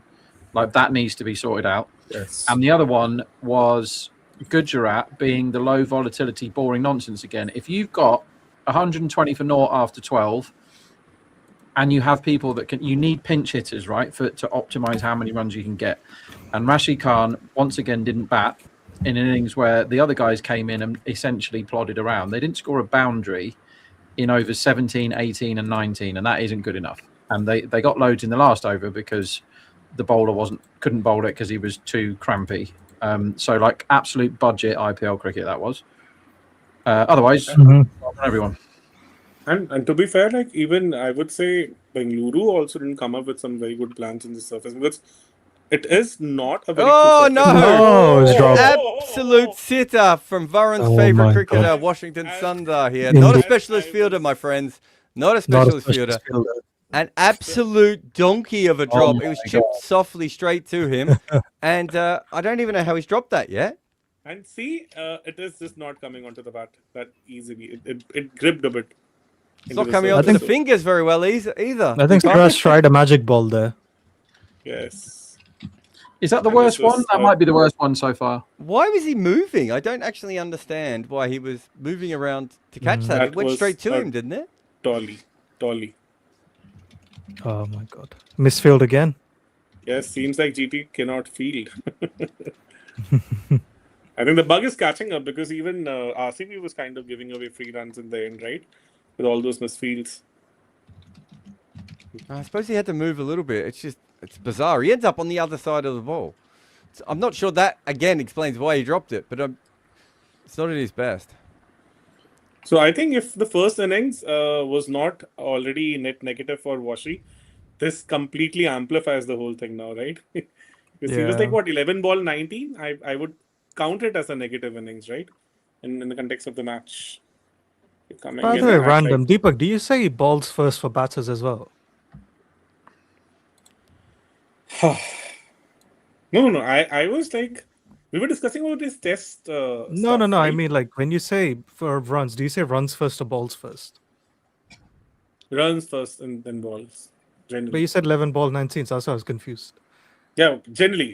That's what I said. Like, Yeah. But the bug is catching up, right? Because there's so many different people in our group, and everybody has their own way of going about things. So Agreed. in fact, it was 12 balls 19. So 12 balls 19. Jumpsuit's having fun in the comments.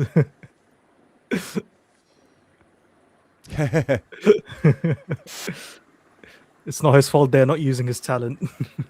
He didn't use his own talent there. I mean, this quite often is where Siraj has a bit of the Andrew Ty about him, in that it's never a million miles away from his brain breaking. Do you know what I mean? Like the dummy comes out and he gets angry, and a catch that should be caught more than 100 times out of 100, I think, percentage wise, I think that's the right maths, Farron, isn't it? More than 100 out of 100 has been put down off the biggest and most, dangerous wicket that the other team have, arguably, in the first over. Usually Siraj's brain breaks at that point and he just starts serving up wides and no balls and getting belted for boundaries. Andrew Ty's the worst I've ever seen for doing that, but at least he got out of the over without going for a boundary and only went for 5. Side edge from Bethel. That was some ball, to be honest. Butler jumps at it, doesn't take the catch, and it's 4 runs. So Rob, we have a question. It's Random person V4 is asked, does an open sack of potatoes catch that?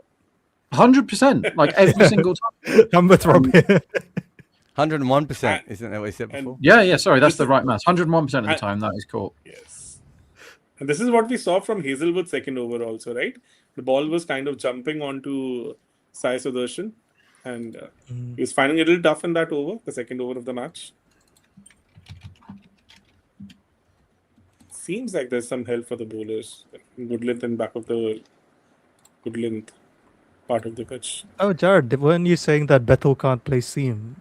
We'll see that today, I guess. I would say he can't play seam. I think that at the moment, we've certainly seen that when the ball is coming fairly straight at him, he's got a lot of skills. I think we've seen it on occasions he gets a little bit confused when it's bowler-dominant conditions. Even with spin, I would say that. He looks a lot, I don't know how Rob feels about this, but as he edges this in the air, and that's kind of what I mean. Like, that's a shot that you play if you're a throwdown guy, right? Yes. Like, he could have been out several different ways playing that last shot. He looks to me, Rob, like at the moment, like one of those England bats who's just spent too long with the throwdowns. Yeah, well, I don't think they do throwdowns. It's throwing pints down, isn't it, the England team? Hey, that's the team. I mean, in county cricket, they still do throwdown. Yeah, I guess so. Lots of chat about whether he should have been playing county cricket today when he's actually playing in the IPL. Like, in his defense, the first ball seemed over 1 degree, so... I'm not talking about the first ball, more that second shot I thought was poor. Boom. This is Kohli waxes down the ground for 4? Yeah. This is why you don't drop him. So, like... Yeah. That was 153. That was 153. They're juicing it up again. It may have been 153. It was... it's just a really bad plan to drop catches full stop, but that particular catch, Kohli first ball or first over, is just very, very dumb. When's the right time to drop him? You drop him when he's doing the chewy 40 to 50 in 12 balls, and then you catch him when he hits the ball in the air when he's got 50. Almost gets an edge onto this one. Certainly doing a little bit out there. Usually you want to drop Virat in a final, in a T20 final where he's basically playing low risk cricket. When he's Schrodinger's Kohliing it. Colin is still stuck with that 48 ball 50, right? Not just that. Then he does it again in the IPL final, right? Yeah, exactly. He did that. Did Finals. that in the finals also. IPL finals also. One, I think, without a doubt. Oof. It's doing enough here, isn't it? Yeah. Some crazy heat from Rabada, like Almost 49.5. unbelievable heat. Yes. Feels like 46 is a very high number for the first wicket to be in for here. 31 more. That's ignoring the fact that it's doing plenty. Damn, some balls have seemed a lot today for Rabada. Oof. Well, definitely. It's jagging Yeah. around. Don't know how you play These are him. tough conditions so far. Yeah. They've done well to not get out, actually. Well, they did, tried, but yeah. They did try. They tried. He's 7 off 6 is Kohli. Even again, this is a little bit, not exactly where he was aiming at. Outside part of the bat, they might come back for 2. I think sometimes the issue with Siraj as well is he's really good when he's just bowling good length, but he gets bored and tries the magic ball and he gets hit. I think that's the worst part of bowling. The idea that you're just supposed to bowl your best ball over and over again. Absolute nonsense. I'm more in the Ashwin school of, can I bowl a different delivery every single time? Do I need to bowl the knuckleball? No. Do I want to bowl the knuckleball? Yes. That's where bowling is going to go, I think, is that you just get more and more people that can bowl loads of different deliveries. It is And they'll interesting though, train Rob. up. I don't know how much you follow baseball, but it's not like every pitcher in baseball can throw every different kind. They have actually gone more towards their stocks at times, right? Some of the best pitchers just have 2 pitches. I mean, I adore baseball, but I just don't get enough time to watch it, and I don't follow the kind of trends changing in the game like you somehow are able to. Is it the no sleep or sleep in a coffin for an hour a night, or what is it? You look a bit vampire-y. Very white man. Like, I'm not incredibly white man. This is slashed away for 4. like yesterday, like we saw some very consistent plans from CSK, right? They kind of saw that good length and back of good length were kind of gripping, and they just spammed those lengths. They just didn't move away from that length throughout, and they were able to reap the benefits also. Like they were pretty good with that, I would say. Especially like at one point of time, I would say like Kamboj almost looked like Glenn McGrath, kind of just had a small box and he was just pitching everything in that box early. At that particular over to Sky, we was trying to hit him on the leg side and was kind of comprehensively beaten a couple of times and got hit also, I guess. So Yeah, kind we of kept just- bowling the wobble ball again and again, right? In that yeah, over. wobble ball and that too in just a small box, like Mhm. just pitching it there and there about all Yeah. the time. I hope He's- India don't give up on him in Test cricket. I know he got hit in his first game, but he also wasn't fit. Yes. Surely he was not fit.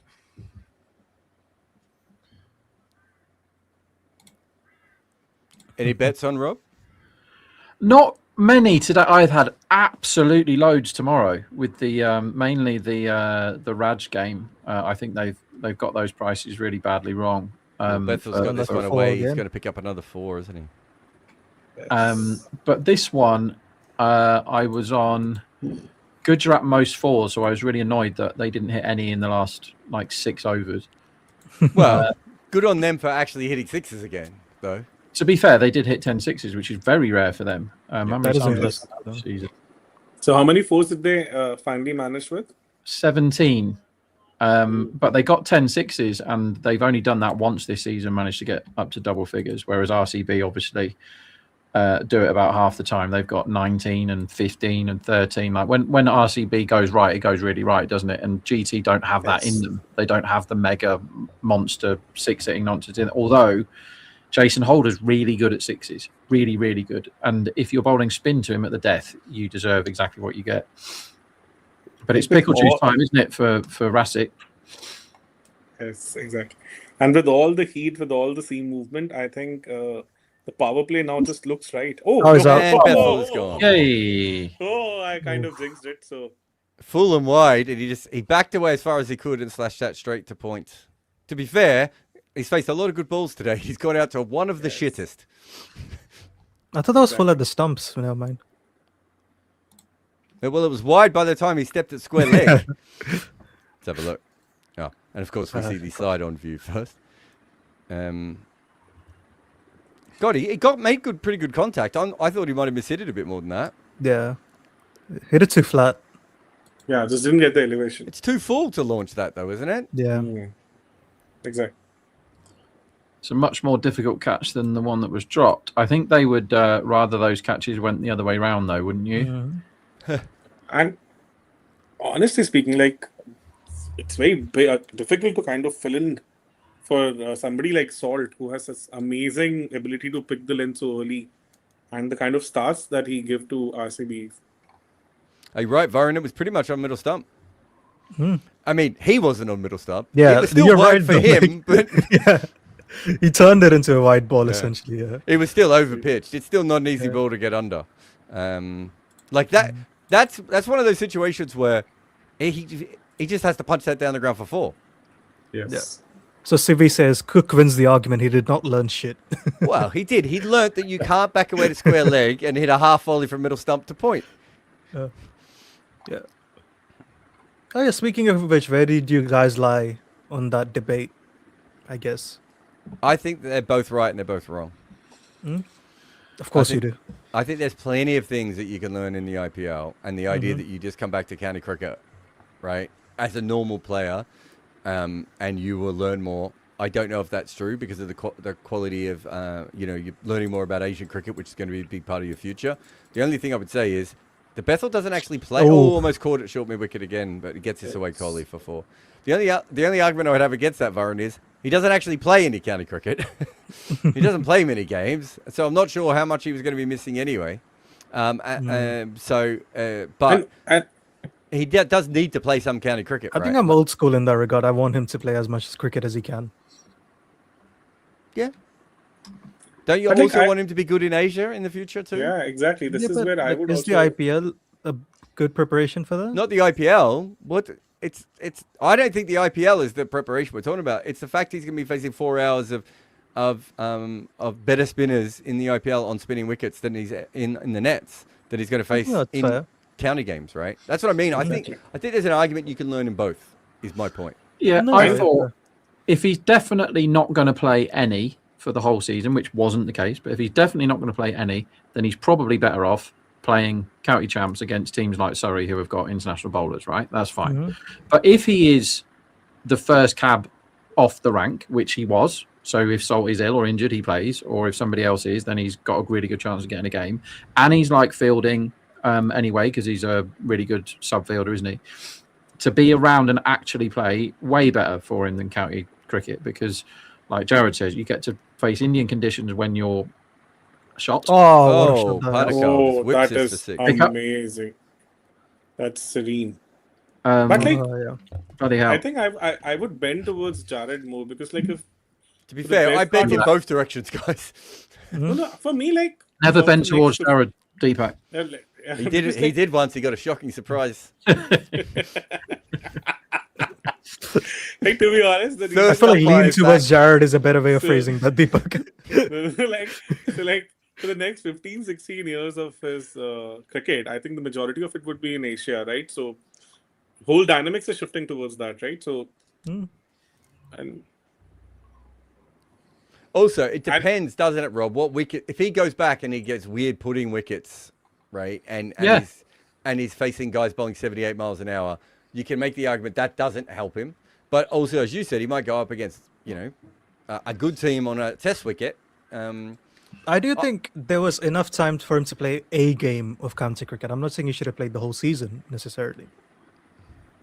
So I watched about 5 hours of county cricket today, and I have to say it was extremely boring. I was not particularly bothered. And one of the games was like on Sky and Athers was commentating, so at least that's something.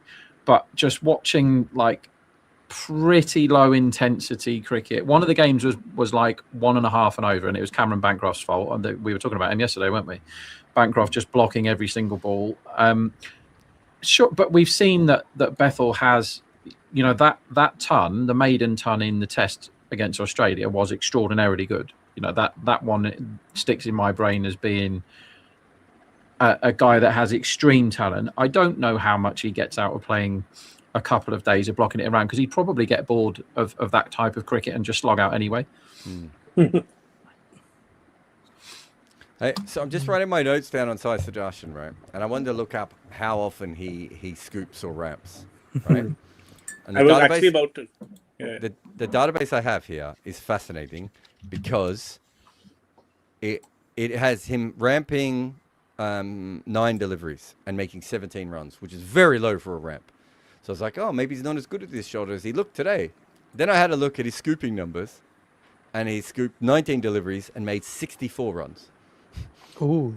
Which is ridiculous. That's nuts. My question to you guys is, what the fuck is the difference between the scoop and the ramp, and how I was can just we about to work ask that out? you. I was just about to ask you.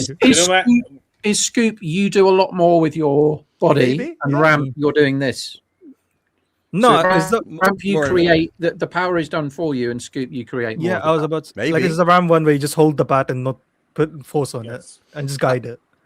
I mean, I don't know in this database. That's the problem with some of these databases, is you don't actually know what they've actually thought about there, and it could just be.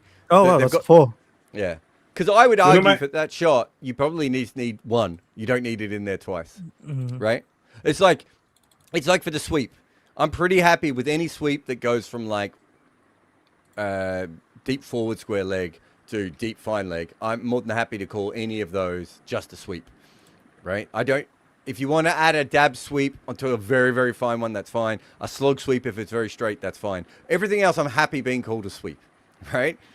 I don't need someone there going, oh, that's a slog sweep, and that's a normal sweep, and that's a dab sweep all the time, because they're just going to mix up all my numbers. No, I think it needs to And- be a slog sweep if it's lofted.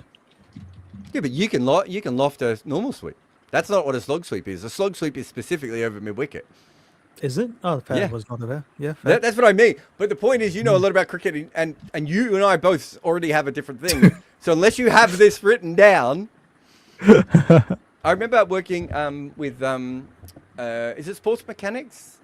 Is that what they're called? The Chennai-based company, Deepak. Do you remember them, Sports Mechanics? I think they might have done India's data for a few years, and they had their system. And they had like 93 different, every shot had about 7 different ways of categorizing the shot. And I was like, you can't do this. This just has to be one shot. Oh, it's hilarious. It's like front foot pull on the offside. And you know, like Jared, my post match today was all about this, like him scooping and kind of ramping, because this is what he exactly did last year also to Hazelwood.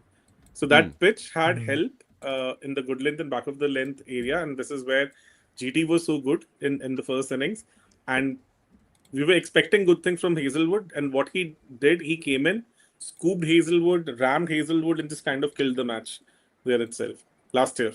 Yeah. In Chinnaswamy only. So today also he did the same thing. So I As was long as about he's to. scooping him and not ramping him, he's a fucking genius, as I say. Yes. Oh, he So- tries to get himself out here. Padakal just follows this ball outside off stump and misses. So my whole post match today was about this only. So I was kind of trying to just draw parallels from his last year's innings and kind of comparing it with what he did today to Hazelwood. Traditionally, Padakal hates Siraj. By the way, I don't mean personally. I mean he really struggles to play him.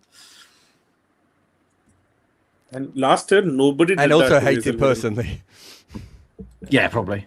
To be fair, Siraj has bowled really economically in this tournament in the power play. I think he started off Yeah, with the he's- shit, but then he's been really good. He's become more of a defensive bowler now. So like bowling that Yeah, I think 6-7 it's meter been. channel all the time. Yeah, I think it's been like that for like the last year. I want to say, even in the. Do you remember Deepak in the ODIs he played?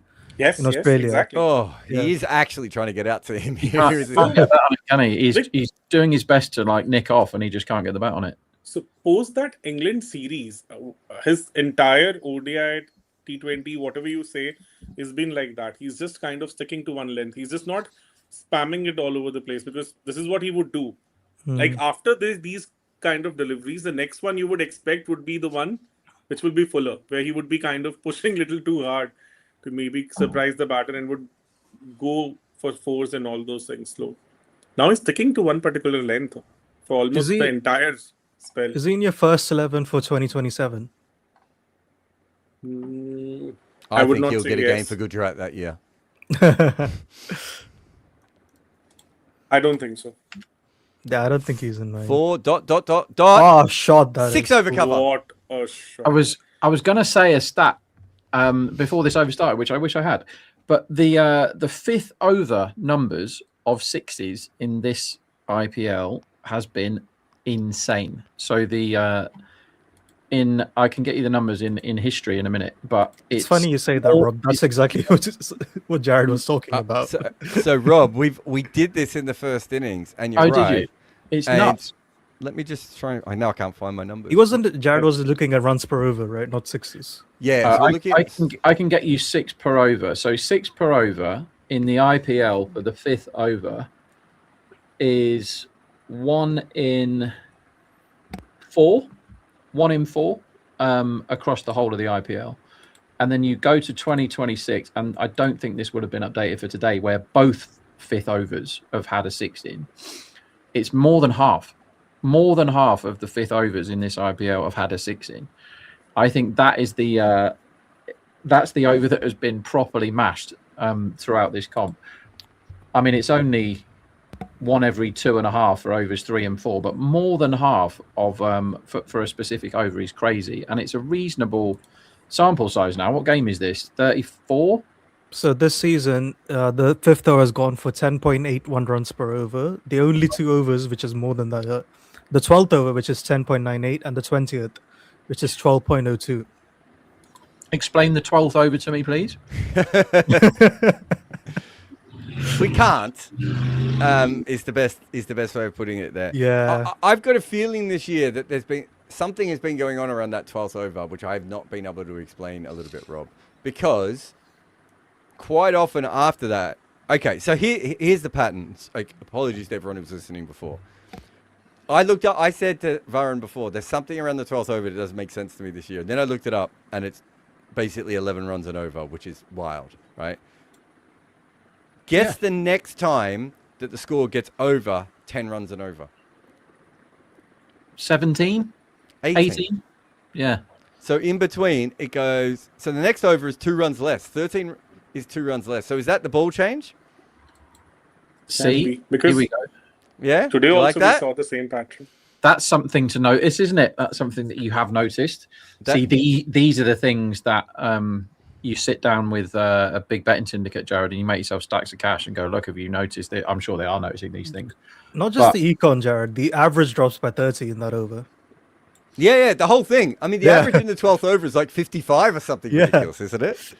So it feels like, Rob, the whole innings is about to amp up in every single game, and then it doesn't.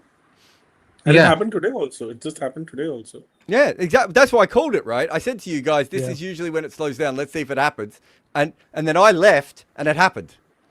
And it was no boundaries and no, like, not really any sort of belting at all. It wasn't like they were doing great stops on the boundary and they were really trying. It just dried up. It just stopped. Okay, here's my question for you guys. What over is most likely to get the replacement ball in the second innings? Has to be 12th then. So it's not the 12th. It has to be the over after, based on this. Yeah, just at the end of the 12th over, I would say. Okay. So the 12th over in the second innings of the IPL this year, it is going at 11 runs and over, so even higher than the first innings, right? With an average, Varun, of 49, right? Oof, Jesus. The 13th over in the second innings, 7.45, with an average of 13 and 17 wickets, which leads the league in wickets for the 13th over. This is massive. Wild. So, Rob, you could almost bet every single chase around that 13th over if you wanted to. Send me those numbers, please. And I will get going. So basically, crazy. what you're saying is, over number 12, I am going to unleash hell on overs. Yeah. Come what may. Yeah, all right, let's do it.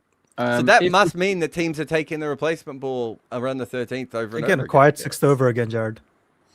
And that was the other thing, Rob, we forgot to tell you. This is wild as well. And I've that one I saw with my eyes, so it made sense. That's why I looked it up, Rob. This one, completely by accident, was wait, I've got the wrong numbers up now.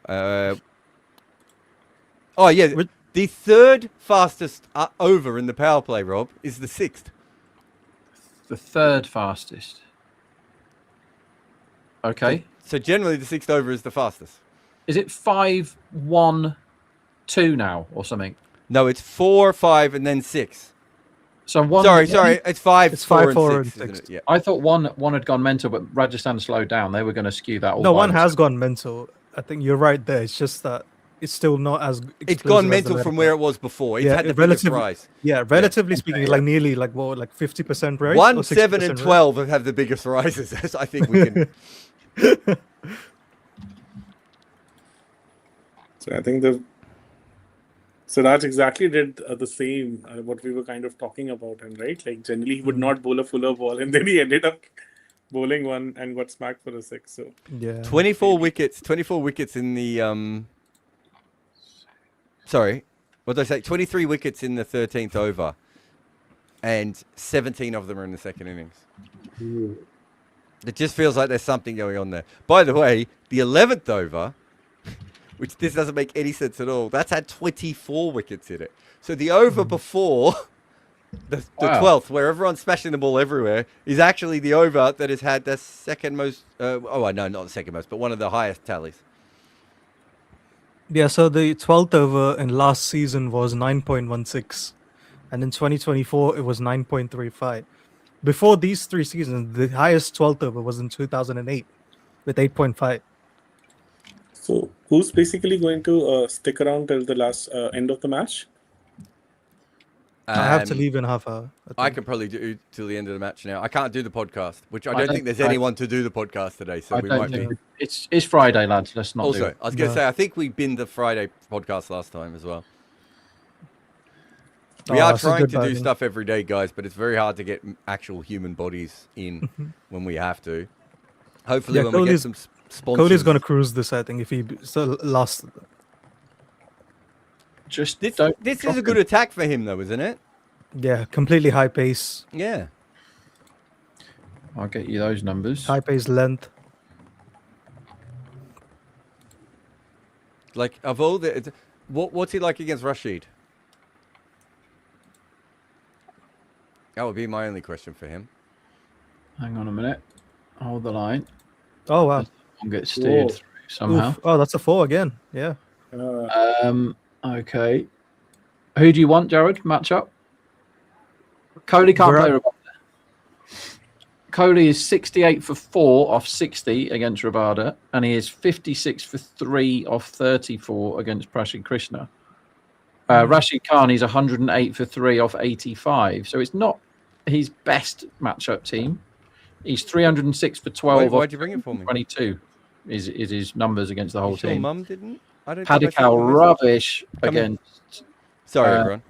Siraj and rubbish against Rashid Khan. So Rashid Khan is going to get I'll Padikal. just drop off then if we have enough numbers. Yeah, we I'll have enough just, numbers. We've got another one. All right. Anything you want to talk to the lads Hello. about? No. Hi. I'm pretty sure I didn't ask you to bring any cordial in, but thank you. He's gone. So yeah, I'll just I'll pick omens from a cricket match. The other part of the city which was not under the. So Jared Sarthak is asking us also maybe part-timers are bowling in the 12th. I can look You know that up, what? actually. I mean, it would be a weird over to just use part-timers, wouldn't it? I was about to say, yeah. I mean, I'm not saying they can't, you know. See, the 7th over I can understand for part-timers. Yeah. I'm going to back Padikal unders because You hate him. Rashid Khan is just about to get him out. So we have the most overs bowled for the 12th over have been Chahal, Rashid Khan, Vipraj Nigam, Digvesh Rathi, and Shivang Kumar. Avesh Khan, Akhil Hussain, Jadeja, Tyagi. Yeah, not part-timers, man. Frontliners Interesting. there.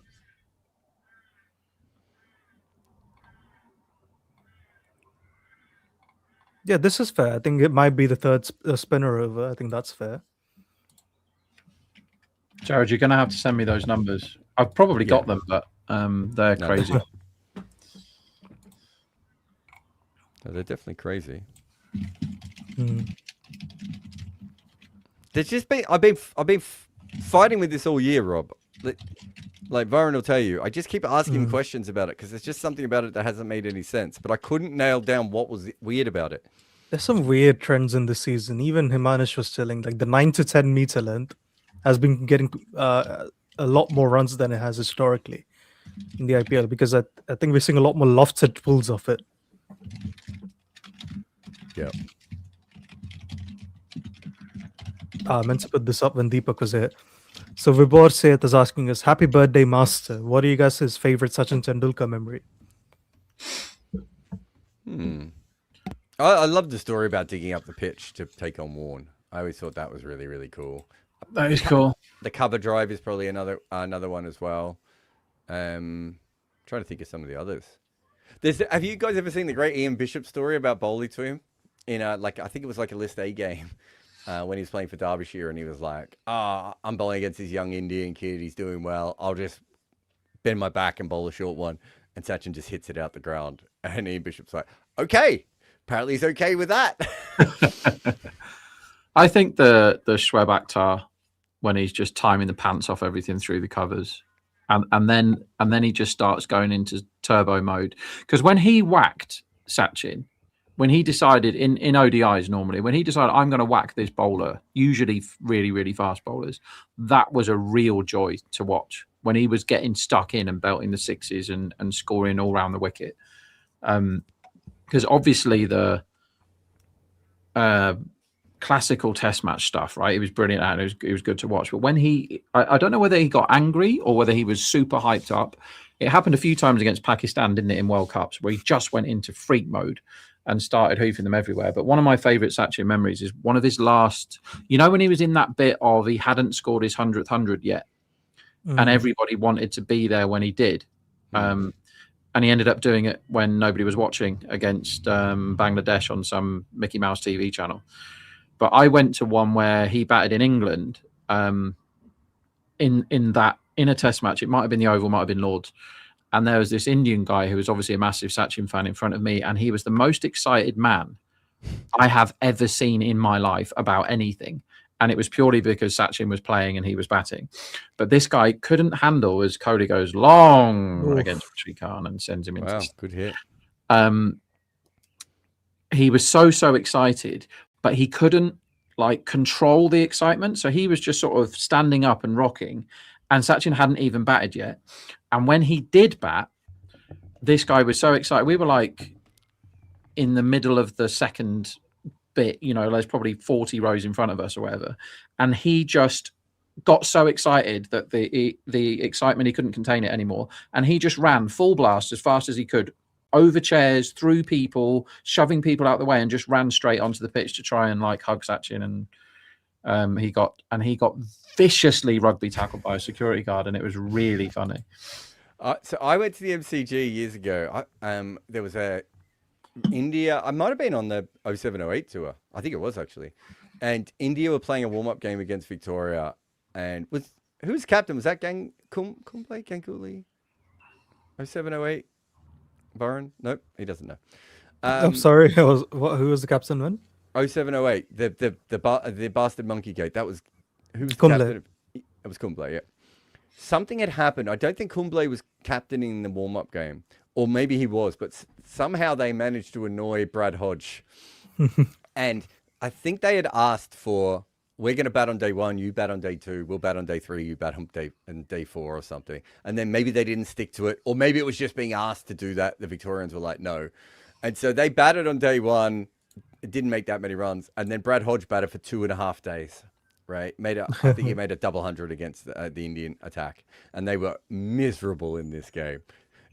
This is one of those things that ended touring games, guys, right? It was not what they wanted to do. But then on day 4, it was obvious that eventually Victoria were going to get bowled out.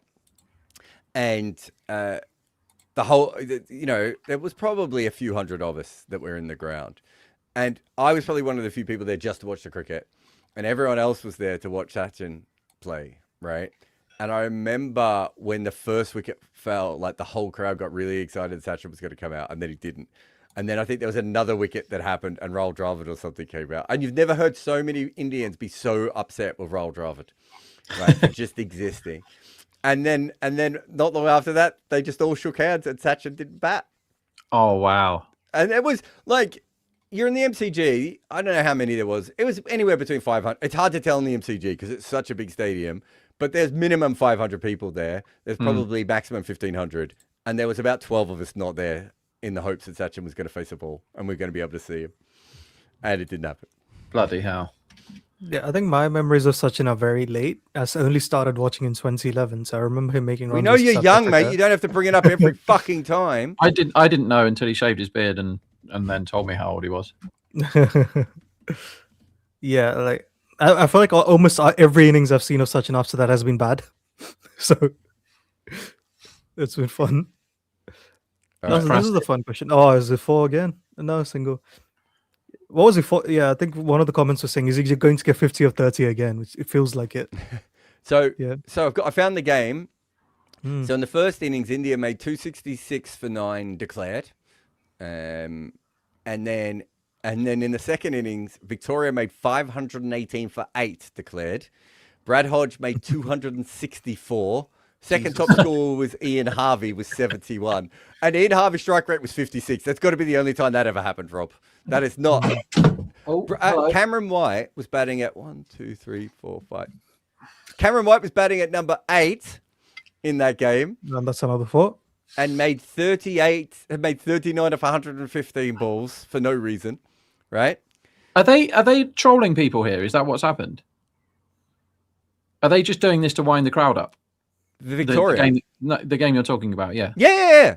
Yeah. 100%. There was no crowd, though. Like, it was a tour game in 708, right? Like, so it's just there was a few thousand people there, yeah. But no, they were 100% doing it on purpose. And they said they were going to do it, Rob, publicly. Right? So Akash Chopra. Oh, beautiful shot. Padikal. He's tying the ball so well this year. I feel like he hasn't made a lot of runs, but his timing shows he's in incredible form. Today was second time he's wandered in and hit his first ball for 6 as well. That's a good thing to be able to do. I think he's got a couple of quiet games after this good start. Yeah. Also, Prasid got blasted last game and he's getting blasted today. Yeah. Yeah, true. So Akash Chopra opens with Virender Sehwag on the 4th day. And then Sadagopan Ramesh, he comes in at first drop. And then the wicket happens, and it's like, it must have been about 10... gone again. What a pie. Nowhere. Oh, God, that just died. Oh, wow. And then it gets to a point where it's getting close to 5 o'clock in the afternoon on day 3 or day 4, whatever the fuck it was. Might have been day 3, actually. And that's when there's another wicket. And that's when Ramesh goes out. And so everyone is looking. And Rahul Dravid comes out. Do you want to know what Rahul Dravid did, guys? Go on. 1 off 5, not out, and then shook hands. Like, why even bring him out? Like, they could have just shaken hands anyway. So there you go. Yeah. So Taneem is asking us, what were Sachin's true stats in the IPL? He had a true average close to 10 and a true strike rate of 7. Yeah, it's not bad, is it? I think we looked it up a few times before. Better than I remember at the time. I think in 2010 season was quite good. The final was terrible though. Yeah, I mean, he would have been phenomenal in his peak in the IPL. Yeah.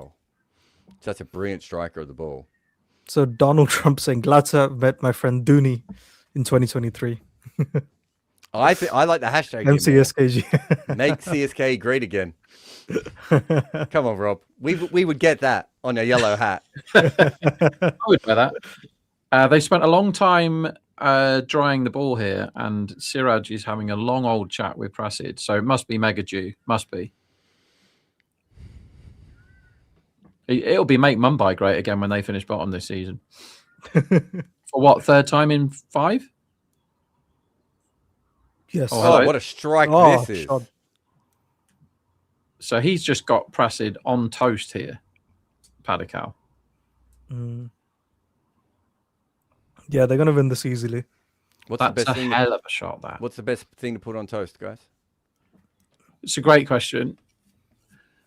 And I am very qualified to answer this because I have had as much toast as any human in the world, probably. I don't want to rush. I don't want to rush my answer. A basic bitch. I'm just gonna say jam. Okay. Shut up, Varun. I also You know like what? peanut butter. I can tell you what I like. I like sausages, but cut in half so that they don't roll off the toast. So it has to be sliced. And then I like to put ketchup and mustard on top. I'm much prefer a sandwich for sausages than toast. I'm not a big sausage bap dude. So isn't that just a sandwich without the actual top part of the bread? That's toasted. Yeah. So it's different. I don't know. It was a meal my dad always made. The only thing I've added really is mustard. But that was my dad could actually cook properly. But the minute my mum was out of the house, it was sausages on toast every single time. So what I had a lot of as a kid, and still nostalgia have it sometimes now, is corned beef toasties. They're good. So yeah, corned beef toasty with like butter and ketchup. That's pretty decent. But like the what's the marmalade called where you can like actually taste the rind? You know, the with the big lumpy bits in it. That's good. Butter. You got to go butter first though. I don't know if I've ever had marmalade. It just looks terrifying to me. It's lovely. It actually makes me feel uncomfortable. Oh, he's almost bowled him here. Get him, Rash. Rashid Khan. Good delivery. Yeah, there's something about marmalade that I don't know. I can't jive with it. Maybe it's Paddington. Okay. I don't understand why the Marmalade, bear talks. constant and marmalade people I'm don't not a eat it. marmalade fan. Marmalade on understand. toast, great. Marmalade sandwich. Oh, no he smashed this over extra cover. Oh, maybe even wide long off for 6. Fucking Incredible hell, shot, he's in good. Paddock. He's in Too good touch. How many runs has he made before this year? So he started off with the 60 and then he got a 50 versus Chennai, then a few quiet games. I just feel like he's in like world-class form and we haven't Yeah. quite seen it from him. I don't So understand. I don't know if this is updated. He's averaging 35 at a strike rate of 178 so far. He's made 174 runs, 250s. He's looking $1 million here, isn't he? Yeah. Yeah, he was also in really good form in Ranji cricket. All right, nerd. I think people want him to be the number 3.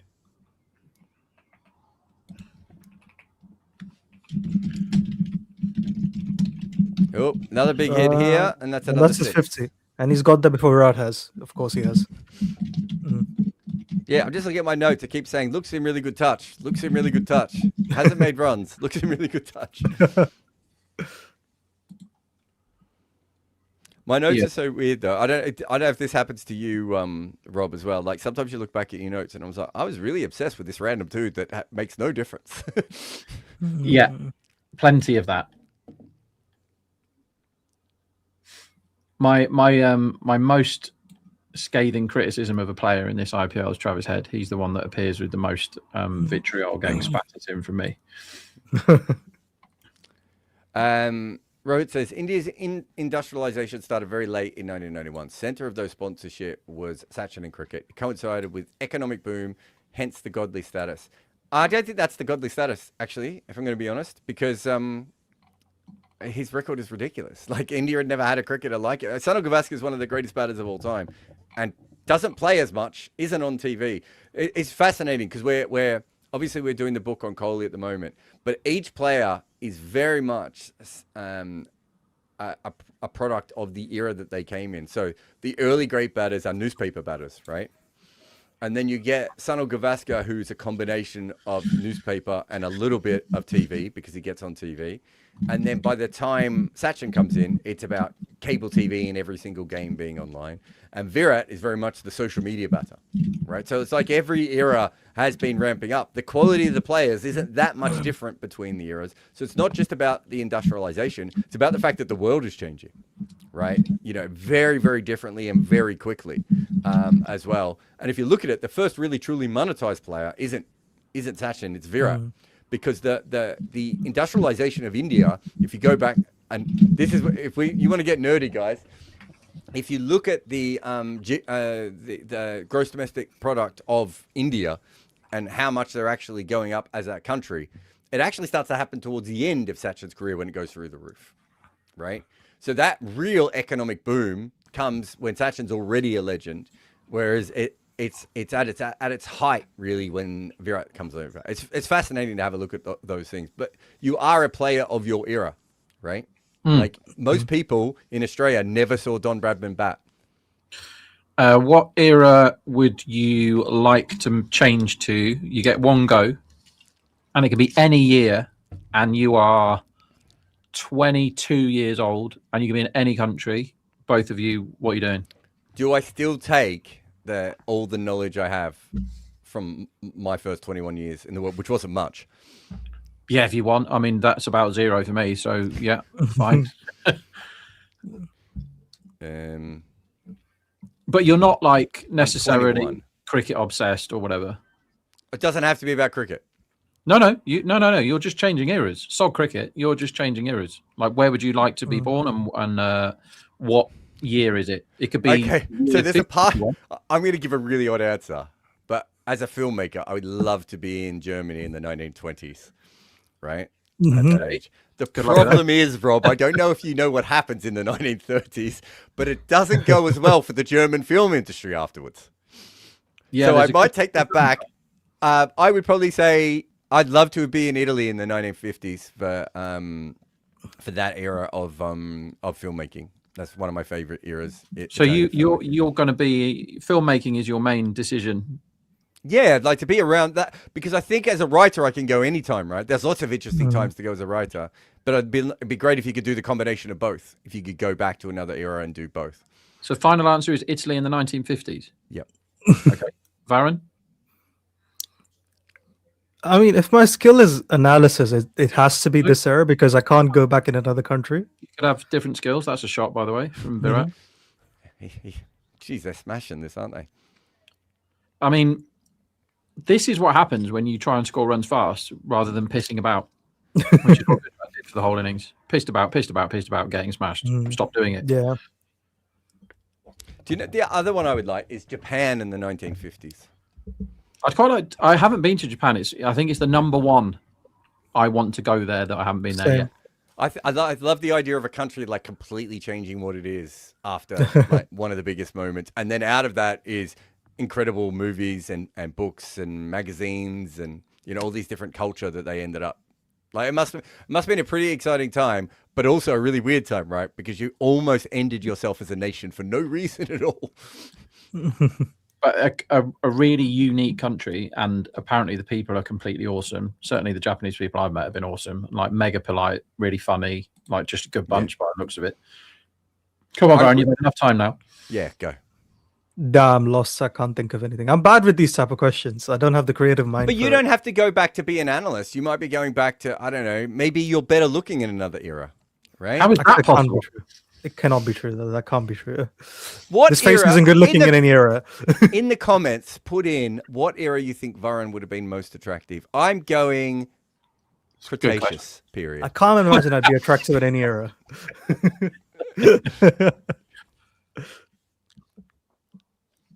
I would like 1920s, like Prohibition America, that kind of era. That's cool too, isn't it? But I was thinking about that, but you do have the Great Depression straight after, right? But not for me. No, I wouldn't be depressed. So the issue, I can't choose those type of answers because odds are everyone's going to be racist outside of Asia at that point. Yeah, it's true. I mean, I think Wild West would be good, Varun, but I don't think you'd last long. So I also thought Wild West as a gambler would have been amazing, but I think 20s gets you speakeasies in Prohibition, bootlegging. I think I'd have been really good at that. Music's incredible. Music's incredible. The life of the gambler back then, where you can do proposition bets. I am awesome at them, where you're just coming up with stuff to bet on off the top of your head. I'm thinking of people like Titanic Thompson. There's some great books about him. Those guys, playing poker with a gun in your pocket just in case. That sounded great fun. Life expectancy. I don't know. I just think you're going to shoot your bollocks off, mate. Yeah, maybe. It'd be fun though. Ooh. 12th over and Holden's all over it. Finally, the curse is broken. I forgot to bet it. When games are totally dead, usually there's value sniffing around. But you might have got away with this though, because they haven't scored anything so far.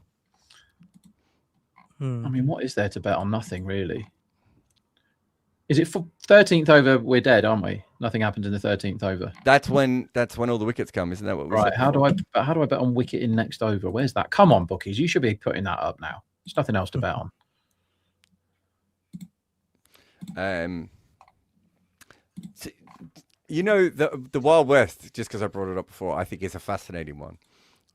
Because I don't know how much you guys know about it, but it was it's not a very long era, the Wild West. Yeah. It's like one of the most overrepresented things in media of all times. And yeah, it's like, is it 15 years or something, Rob? Maybe 20, 25 years? It's really short. Yeah. Like 20, yeah. That's what's in my head. I'm with jumpsuit on this. I can't go to a time before electricity. 30 years, it says. That's what ChatGPT is telling me. It's I thought it was 30, 20. yeah. 1865 to 1895. Have you seen all No, the Yellowstone? Yellowstone. Oh, I heard of it. I haven't seen it. So Yellowstone is amazing, absolutely brilliant.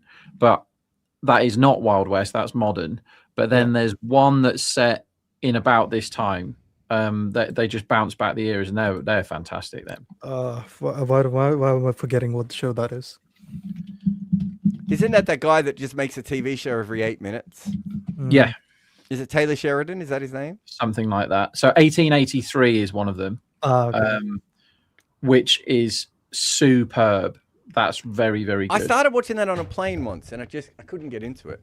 Watch it on a proper telly because If I was going to watch anything, though, Rob, I'll be honest with you, I would be watching the Sylvester Stallone Taylor Sheridan show where he becomes a gangster in like Tulsa. Yeah, I want to watch that. I really, really like Sylvester Stallone because for many years and still now, been pretty obsessed with all the Rocky films, like unhealthily so. Watched them all many, many times. But I love the really shit Stallone films, like Stop or my mum will shoot.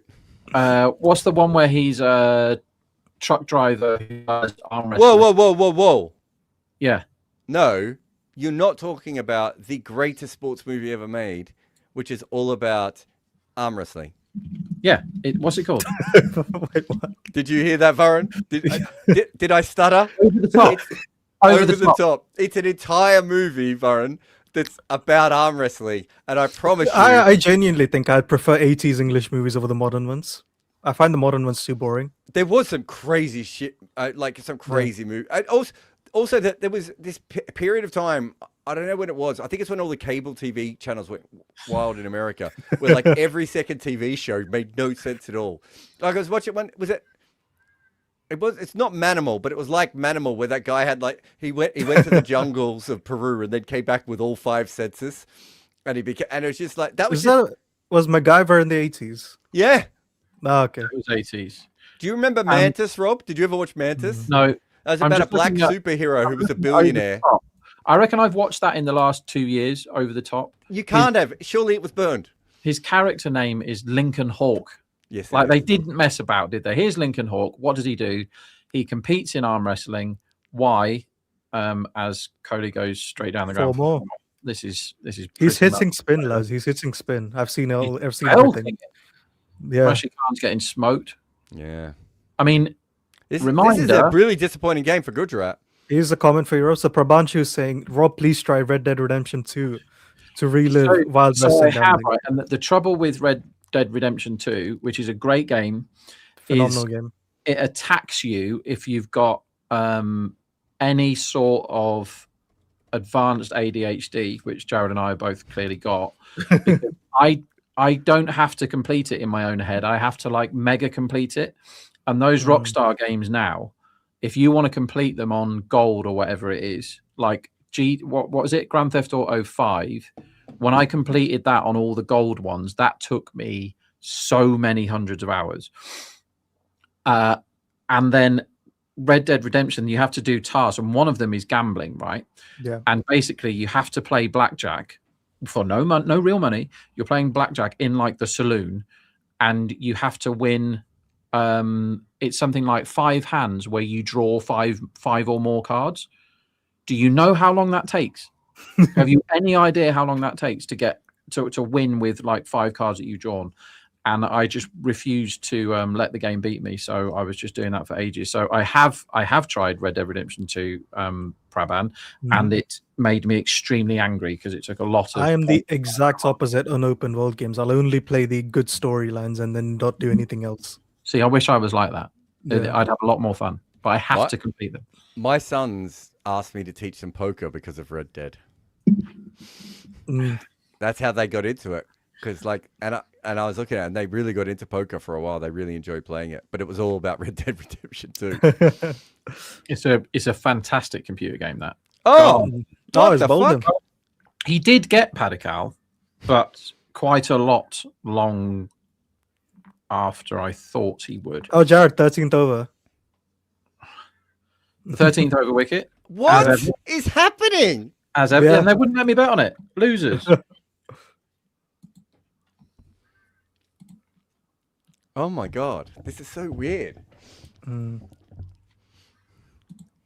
Yeah, I'm with Jumpsuit here. Like, it can get a bit monotonous after a while, I think. Oh, there is a lot of just being on a horse, isn't there? But I think that's a criticism with all Rockstar games is if you don't like doing the same thing over and over again, you might as well not bother. Like driving around in Grand Theft Auto is what you're doing for most of the time. But some of those soundtracks are fantastic, particularly if you like hip hop. The story is fucking phenomenal, isn't it? For all their games. The worst one was I think it was Grand Theft Auto 4, where as part of it you can go and play darts. Like the games within the game are very good, you know, some of them. But darts, I had it in my head that I really wanted to do a perfect game, which is a 9-darter. So you go 180, 180, and then 141 in 3 darts. But the game makes that extremely difficult. Like whenever you're on the last double, it basically fucks you. It says you're drunk and you can't see or whatever. And I was determined to make sure that I did it. And by the time that I did it, when I ran the stats for like what I'd done in the whole game, I'd spent something like 14 actual human being hours playing darts inside Grand Theft Auto. And that is like, you must be able to do better with your life than doing that. Yeah, so Civi, Uncharted is my favorite gaming series ever. Don't think I've played it. It's so good. It's almost like it's based a lot of Indiana Jones. Like it's almost like it gives it a lot of good. It's weird. It's inspired by Indiana Jones and Tomb Raider in a way. And then Tomb Raider, they rebooted it, and they took inspiration from the Uncharted games. And Uncharted, with sequel which came out, took some inspiration from Tomb Raider again. So it was weird. But I love Uncharted so much. What console? I played it. It's on PS3 and PS4. I think mainly they came out. I've got both of those. I've got all the. It's on PS5 too if you want to play them. Yeah. I don't have a PS5. They're like £1 million, aren't they? Even now. 400 quid, 450. It's a lot of money, isn't it, for something that's basically the PS4? It's the first time in my life where my wife's like, "We should get the PS5," and I was like, "What? Why?" She's like, "I've heard they're quieter. The noise of the PS4 is ridiculous." Yeah, it's atrocious. No, they're still pretty loud. PS5. PS5. Yeah, but it's way quiet. Put one PS4 next to is PS4. PS4. I think the worst one I had sounds like was a PS3. fucking airplane is taking off after Our time. PS3 was so bad for that as well, man. Yeah. They overheat so easily. I was going to say, I don't know if there's other people in India had this problem, but in Australia, like during summer, I played that game. I love that game. I loved it when it came out. my PS3 wouldn't work well during the summer at all. Like I'd get about half an hour of gaming and it would just sort of die. So Civi, if you pretend it's not Uncharted, the movie's not terrible, but it's a horrible Uncharted movie. There's not been many games that have been subsequently good shows, is there? Was The Last of Us any good? Has anyone watched that? I heard season 1 was good. Season 2, everyone hated it. Because the game, like, I don't really like games that have got like aliens or monsters or whatever in, but that game's very, very good. Very well put together. Oh my god! Oh, good shot. That. Bloody hell! Jason Holder was the one who was bowling well until that. What's the I forget the name of it. You might remember, Rob, but there's Timothy Oliphant plays. Oh no, Hitman. Yeah. I will watch the Hitman movies. We were in a hotel recently, and I put Late Night Hitman on for the boys. Yeah, fair enough. And they were like, "This is great." Like, is this all he does the whole movie? I said, yes, this is all he does the whole movie. Weirdly, never has sex with the woman, despite them trying to flirt with each other for ages. Like, takes forever to be any sort of sexual activity. But all he ever does is shoot everyone around corners. And everyone's bald, and they've got a tattoo. And yet the tattoo should make them stick out, but for some reason it doesn't. What about Manhunt? Did anyone play that? That was good. So Manhunt, Manhunt with never heard of it. Rockstar as Kohli. That's a good Oh. shot from Kohli. There we The go. way he went inside out there to make sure he hit that over long off is it's like a small micro skill, but it was perfect because he could have hit that normally and he might get caught at long on. He's just like, no, I'll just hit it slightly inside out for no reason. I like that Kohli made the 6 gesture. Have you played the Hitman games, Jared? Yeah, back in the day, I'm sure I played them. No, the Manhunt- latest ones are really good. I basically Manhunt- only played sport games most of the time. After I played a lot of Wolfenstein and Prince of Persia when I was young. I love Prince of Persia. Yeah. You know those if there's a lot of crap ones about, but those Oh, I bowled him! Oh, wow, it's chopped on.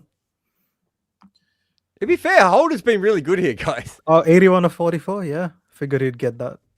That's good. So he scored just the 81 runs after the world's easiest catch was dropped.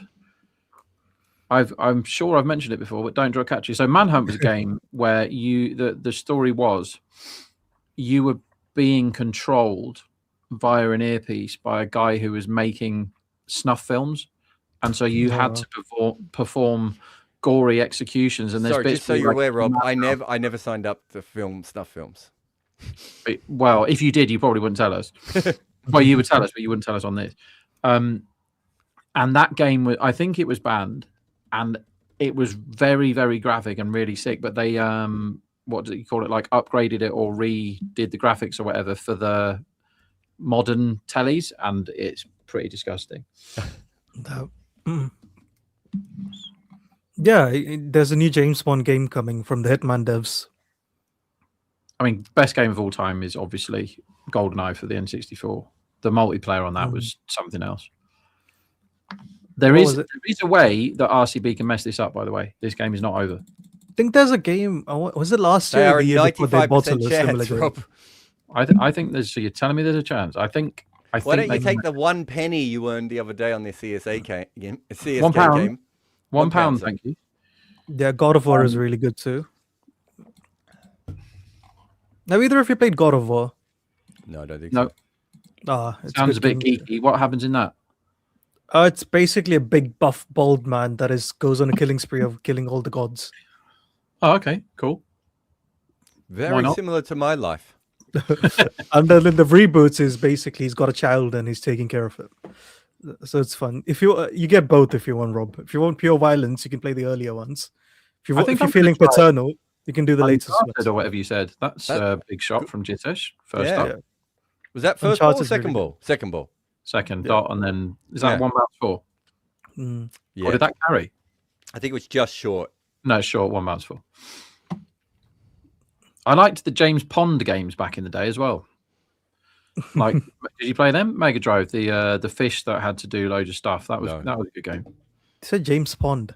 James Pond, yeah. I used to play a game called Lemmings on the PC, Rob. Yeah. Did you? Yeah. Great tunes in that. So James Pond was Robocod. That was one of the games. Robocod that's quite good. Underwater Agent. Yeah, I loved Assassin's Creed, the older ones. I don't like any of the new ones. The old ones were very good. Yeah. Smash from Patidar. Oh! Who nearly took the best catch of all time then? Who was I that? don't know. Was that Prasad? I think somebody threw the person who tried to catch it from the top tier, maybe from the roof of the stadium. Can you tell me why? It was Shahrukh Khan, that was. It was Shahrukh Khan, yeah. Can you tell me why the people who've made this feed just think the minute the ball is finished, there's no Yeah. other information any fan will ever want to see again? All we need to see then is just people from 10 years ago waving flags, but lots of them. That's all we want to see after the ball's gone for 6 or whatever. I've never gotten into the Souls games. I don't know what they are either. Do you know? Have you heard of Dark Souls? No. I think I'm going to get Uncharted though and like bang it out on the PS. Is PS3 good enough to do it? I'll play it on that. Sorry, I think my internet just went out. What were you saying, Rob? Uncharted. Did you say the best was PS3? Because I can probably get those So- changed like a bit. Hey guys, just so Yeah. you know, there is a Combox Twitch channel now, so you guys can play these games on Twitch against each other, and we can stream it. Yeah, all right. Yeah. So the original trilogy came out on the PS3. You should be able to play that. The fourth one is on PS4. Okay, I'm going to get them. Nice. I don't know what this is. But if there's Oh, Ghost of Tsushima. Okay, so I've got that Ghost of Tsushima for the PS4, I think, because everyone was going on about it as we see another massive long off. Yeah, I think it's a good game, but people overrated the fuck out I of couldn't it. get into it at all. And it looks magnificent. And I was like, wow, I have to buy it. Really good game. But I played it for like an hour and a half and I just sacked it off. It's a very good game, but I think people overrated the fuck out of it. So it's I would recommend playing it though. It's good. I've never tried the Kurosawa mode though. With that, that's the only reason I was interested in that, because he's a great director. Oh, it's Boldham. No, he hasn't. Oh, He hasn't. is it stumping? Oh no, man. Yeah. It's nothing. It's a nothing. Yes. What the hell happened there? Oh, That was guys, so quick. did you guys see the stumping in the women's game in the USA? By the way, No. Peter Della Penna put it up online. I think someone put it in our Discord channel. So there's a medium pacer is bowling, and the batter has missed it, and then is frustrated to miss this ball, and they keep practicing the shot. And the wicketkeeper looks up and just runs up from back and takes the bails off. Oh, so he's out. Oh, he is out. Good catch from Sundar. Yeah. Is he? Yeah. Who's playing in this team and not bowling? Not playing. Yeah, really like Kohli's not today singer. No issues with it. He started well. I'm just watching this wicket that you described now. Let's have a look. Medium pace, swing and a miss. Nothing to see here, nothing to see here. Batsman starts playing practice shots. Keeper runs up, tails off and says, you're out. It's so junior cricket, right? Like, very good. Oh, what I love about it is, Rob, the run up. She's like, she doesn't know. I'm just going to go all the way to the stumps. She has no idea she's out of her crease. I like that a lot. I do that to so my wife is one of those that if you manage to scare her, the reaction, it makes the whole experience very worth it. Like she jumps out of her skin. And I'm notoriously reasonably lazy. Like when I'm in lazy mode, I'm lying on the couch and I'm not moving. And we were watching the last bit of Mr. Mercedes the other day. And so Amy is on a beanbag in front of the fire in the living room with the TV above her, and I'm behind her on the couch, like 3 or 4 yards behind her. And the girl said involuntary manslaughter, and Amy, I think, made a joke about involuntary lamb slaughter, which I thought was funny. So we're talking about involuntary lamb slaughter, right? And then we go back to watching the end of this 3 series of nonsense that we've been watching. Wait just 1 second. Suther's bowling. Well, yeah, it's about time he did something. Oh, about time, yeah. So he's come on for his first go of the tournament when they are 3% to win. And I crept very quietly off the sofa. It took me like 2 or 3 minutes and went really, really slow right to her ear. And she didn't see me and just said involuntary lamb slaughter into her ear. And I don't think I've ever seen anyone jump more. Like she jumped in, she was swinging punches, throwing things at me, like really, like genuinely. She was like, "You are definitely going to kill me. I'm absolutely, definitely going to have a heart attack doing that." So I do a lot of very bad things, and yeah, we know. One of them is that if someone is like yawning and stretching and closing their eyes, I will silently walk up and be like a millimeter from their face, that when they open their eyes, I'm right there. And my wife falls for it like about once a month, so much so that like she's come to the point of like, you just can't keep doing this. Like I can't. Oh, wait, another wicket here. Sundar, that's probably where have you been all my life? Oh, it's taken him. Oh, wow. Made that slightly harder than he needed to by not reading it Prashid. No, Washington didn't read it very well, but ended up with it in his hands. That's some nice trolling from Jared there. So that's certainly something that I like to do quite a lot. Is just like do that, and I do it with my kids as well. The other one I like to do is if someone just yawns when they're in the no. I try and see how far I can get my finger down their mouth without touching anything. Right? It was always fish hook with us. If someone yawns, it's open season and just straight in, away you go. But I don't just do it with humans. I can do it with my cats too. And the cat's face when you suddenly have your finger in their mouth is not. They're not happy. I couldn't do that on my cat. My cat's an absolute terrorist. Like it would. So there's absolutely no way they can lose this. By the way, absolutely no chance. What's your cat called, Jared? You've got a cat, haven't you? I've got 2 cats. I've got Rodan and I've got Mothra. Rodan and Mothra. That's it. What are they based off? Those are all kaiju monsters from the Godzilla world. Oh, okay. So we had King Ghidorah before. So if you're big into Japanese monsters, you'll know the ones I'm talking about. I try and get the really weird names through, and my wife's just like, no. And she always says the same thing, though. She's like, we can't do it. I said, we're not having cats unless I can name them after Japanese monsters, because I don't want cats. And what I really want, I want to be in the vet and have someone say, can King Ghidorah Kimber zoners come through? That's all I want to hear. Our cat's called Bunkle, and Bunkle Baron gets shouted out in the vet. That's quite cool. Yeah. So Gara was asking, did you try Resident Evil? I'm actually playing it right now. Resident Evil movies are fine for what they are, right? They're like the Hitman movies, aren't they? Hang on, you're playing that right now while we're doing this? Does Would explain a lot. I had to do one of those. This is quite a funny story, actually. We came back off holiday, and I always tee off on Amy for driving too fast. And we got a letter through the door for speeding after we came back, and it was in my name, and I had to do it because I had the points or whatever. I had to do the stupid course, you know, where you get some patronizing twat telling you not to drive fast, and you're like, what should you do in this situation? Should you scream and shout at them and run over to the car and smash them to death, or should you patiently wait for them to pull out or whatever? So it's like 6 hours of that nonsense. I was like here on my desk because it's video thing, so I'm here and I completed the whole of the Rocky game with every character on the PS2 that day while I was doing the driving course.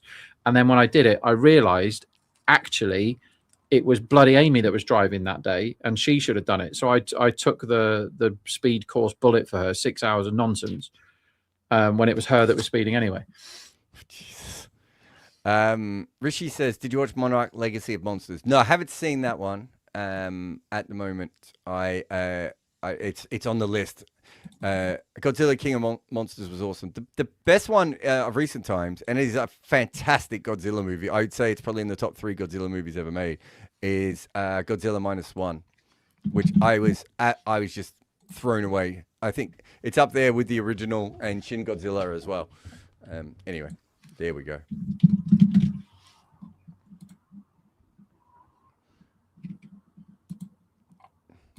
This can go south. They can mess this up. I don't know, man. Who's after Krunel? So Prasid needs to rediscover his good stuff. It's Boovy, isn't it? And Rasic and Hazelwood, who can all bat kind of test match style. So if they need to run a ball at the end, they can probably do it. Yeah. Oh, no, Romario now. I thought Romario would be now. It's Krunel now. So they've got Romario insurance here. Yeah. Now that probably makes more sense, doesn't it? But that does show you that they're a little bit nervous. Yeah, I think if you weren't nervous at all, you just send Romario out and just be like, yeah, exactly. If they think they've won, they just send Romario to put the icing on the cake and get it done. Yeah. This is how they can actually get into a mess, because if Krunel comes in and gets 8 off 10 and then gets out, then the run rate's a thing. What I don't understand is just how hard it is to score at the back end of these games, though. Now, any other year in the IPL, even pre-impact sub, you wouldn't really be that worried about this kind of a chase. I'm not saying you wouldn't lose it occasionally, but it's like it really does feel like it's got tougher and tougher to just score comfortably as the game goes on. Prudvi says, how much would Kohli's strike rate drop going forward if RCB end up losing this match from here? I don't know. Shouldn't change it that much, should it? He's been really good, hasn't he, Virat? He's a good player. He's good at cricket, Virat Kohli. But still, the greatest thing he ever did was yell into the stumps. Just this, though, isn't it? His bowling is his best thing. It's his best feature. Actually, I have to agree with you there. Rabada back for his 4th, who's been absolutely mustard the last couple of games and has got spanked today. But they kind of all got spanked, haven't they? Yeah, except for Holder, right? So he's 6 for 60 in his last 8 overs. 6 for 62 in the 8 overs before today. Yeah. And now they're blocked. I think this is the way they lose, taking ones. Tim David looking for a single. I think you're right with Rabada. What's interesting though is he wasn't informed before that. and he wasn't in form before the tournament either. So he found peak form. So I don't think he bowled horribly today. I just don't think. No. He bowled well at the start. Yeah, and just got anyone can get whacked nowadays, can't they? Exactly. Yeah. He was bowling every ball at 198 miles per hour. So I don't know how they hit him. Did you? The whole over was over 150 Ks, Rob. Did you hear what Akshay said about the? You might know this actually.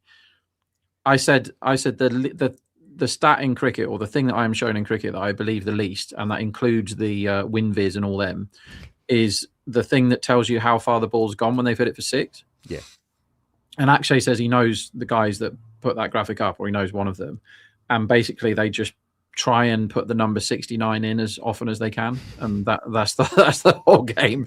So that is, according to him, that is a totally made up number every time, which it feels like to me. Yeah, I'm shocked we haven't talked about this before. He goes for the big pull shot, does David? And they're going to mess this up. Goes nowhere. I mean, it's getting more nervy.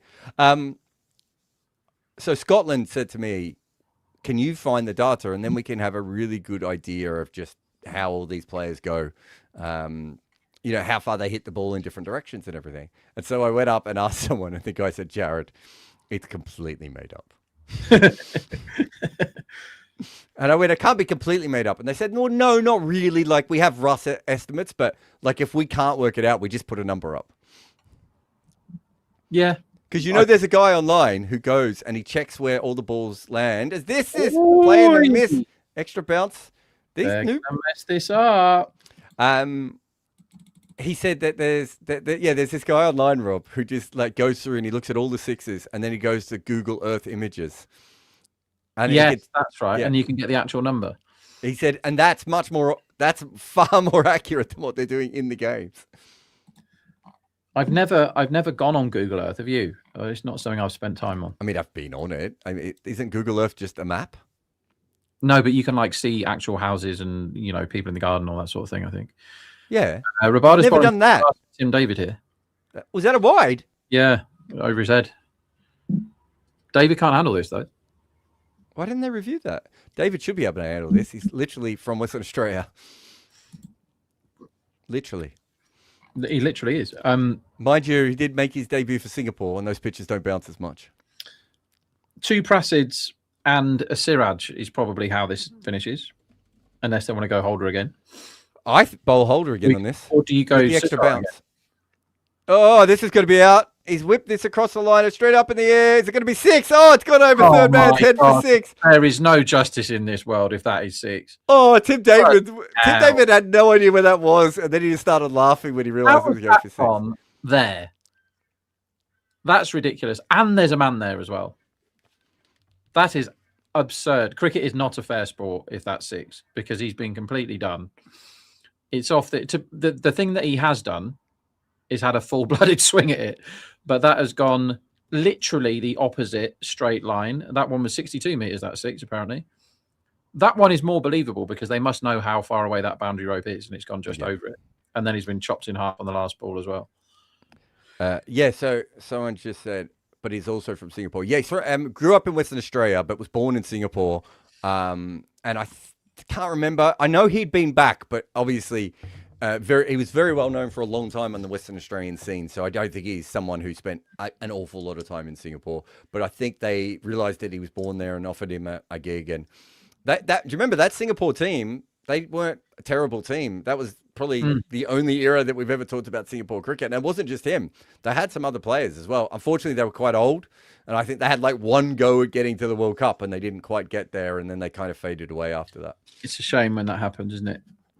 Best bar I've ever been to in my life is in Singapore. I've never been.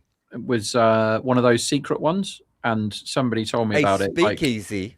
Yeah, you go down like Sutar's bowling again. I get that. Oh. And he gets humped down the ground for 4 first ball. And that is the game. That's a shame.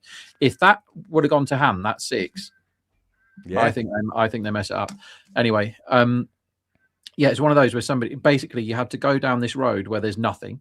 So you think you've gone out of the town and you're just in a road full of nothing. And then you go to this big door that looks like nothing and you knock on it 7 times or something.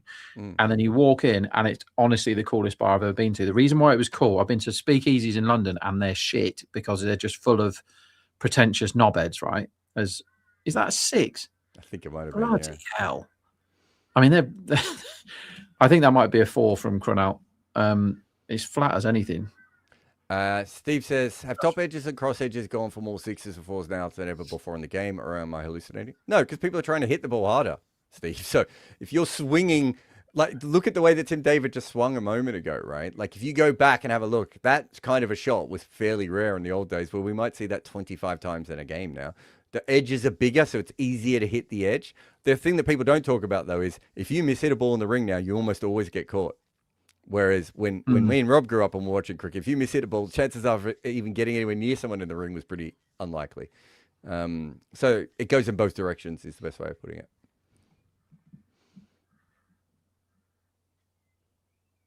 I do like finding a random good bar It's so good because no one was trying to be cool. That was the really good thing about it. So if you go to a speakeasy in London, it's like, or New York, which I've been to a couple there, it's just who has got the stupidest moustache or who's wearing the silliest hat competition. And there's no personality at all for any of these people. But in that place, it was great. It was called like Bar 27 or something because it was behind, this. Is that 6? 6? Yep.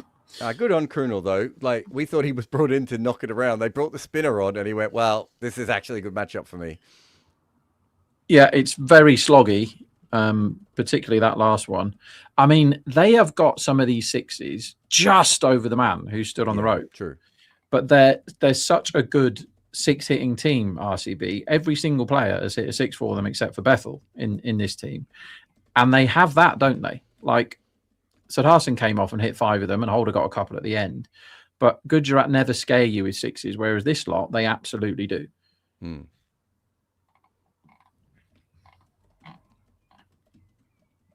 And they have Romario to come. This has been a really good anchoring chase by Tim David, and the muscular Krunal Pandya has just whacked the 6s. Exactly as RCB planned, Rob. Yeah. If you said one of these bats, they're both going to face 8 balls, and one of them is going to be 9 off 8, and the other one's going to be 17 off 8, how many times is it this way round?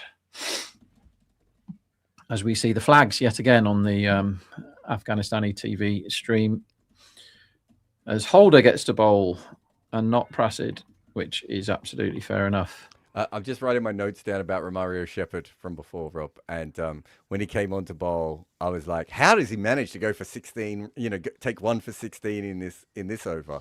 And do you remember the over started slow and then suddenly it went all in? And if he got a wicket off that last ball, it would have been 1 for 16.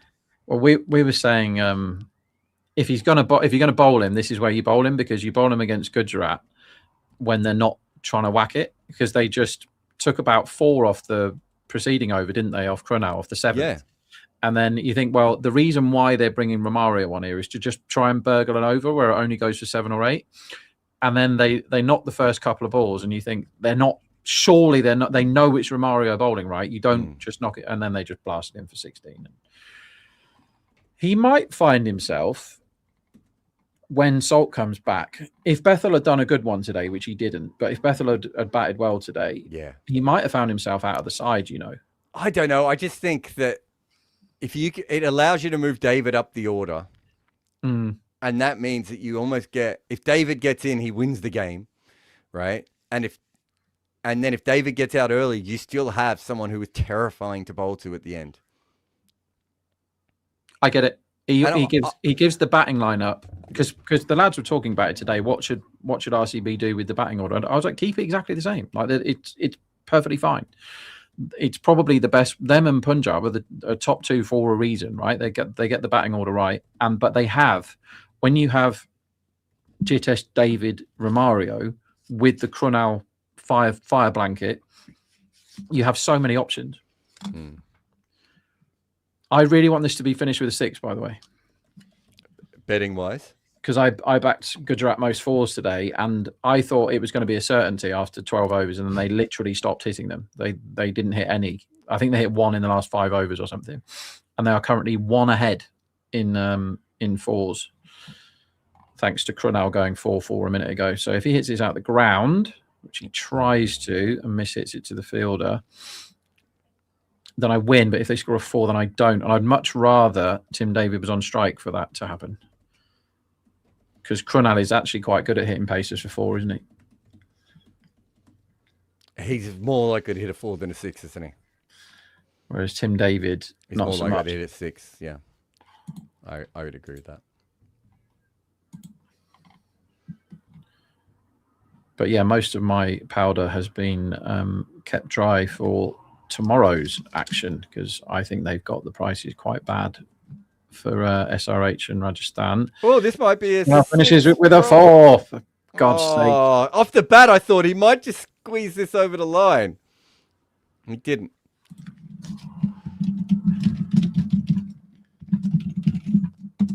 Have you had a good day in general though? Because you had a couple of shockers. So I stopped the rot. I had 3 really bad ones. One of them was awful. That Mumbai 200 v100 Gujarat again. And then the last couple of days good, and then this today a bit shit. Nothing, like, I didn't bet much today. I was really busy at work, but yeah, bit shit. It would have been much better if that wasn't a 4. And that is the game. That is the game. So easy win by RCB, and I think a good win. 205. Everything happened for Gujarat that you wanted. The top 3 all got starts. One of them even went on to make runs, but they could never quite kick the way that they wanted to. Hit more 6s than they usually do. As far as the bowlers, I thought Bhuvi was really, really good, and they had an issue with the death bowling because of cramp. And then RCB came out, and Virat played a really good innings, but probably outshining him was Devdutt Padikkal, who put this game away very, very early on. Tim David and a bunch of late wickets almost brought them back in, and then Krunal Pandya iced it very, very easily with a lovely little 23 off 12, which probably gave him some confidence because he didn't bowl particularly well today and got stuck with that last death over. That's it for us on Combox.tv. No podcast today. I should say there will be a Hindi one if you do want to go over to the Hindi channel. You'll be able to see that there. But that won't be with me and Rob because we don't speak Hindi, and I don't know if we'd be very good at it. But we'll be back again tomorrow for a couple more games, and we'll be doing these watch-alongs every single day as much as we can. So thank you everyone for joining us, and we'll see you in, I was going to say in the morning, but they're not morning games. I'll see you tomorrow for the early game. Combox. The game lives on.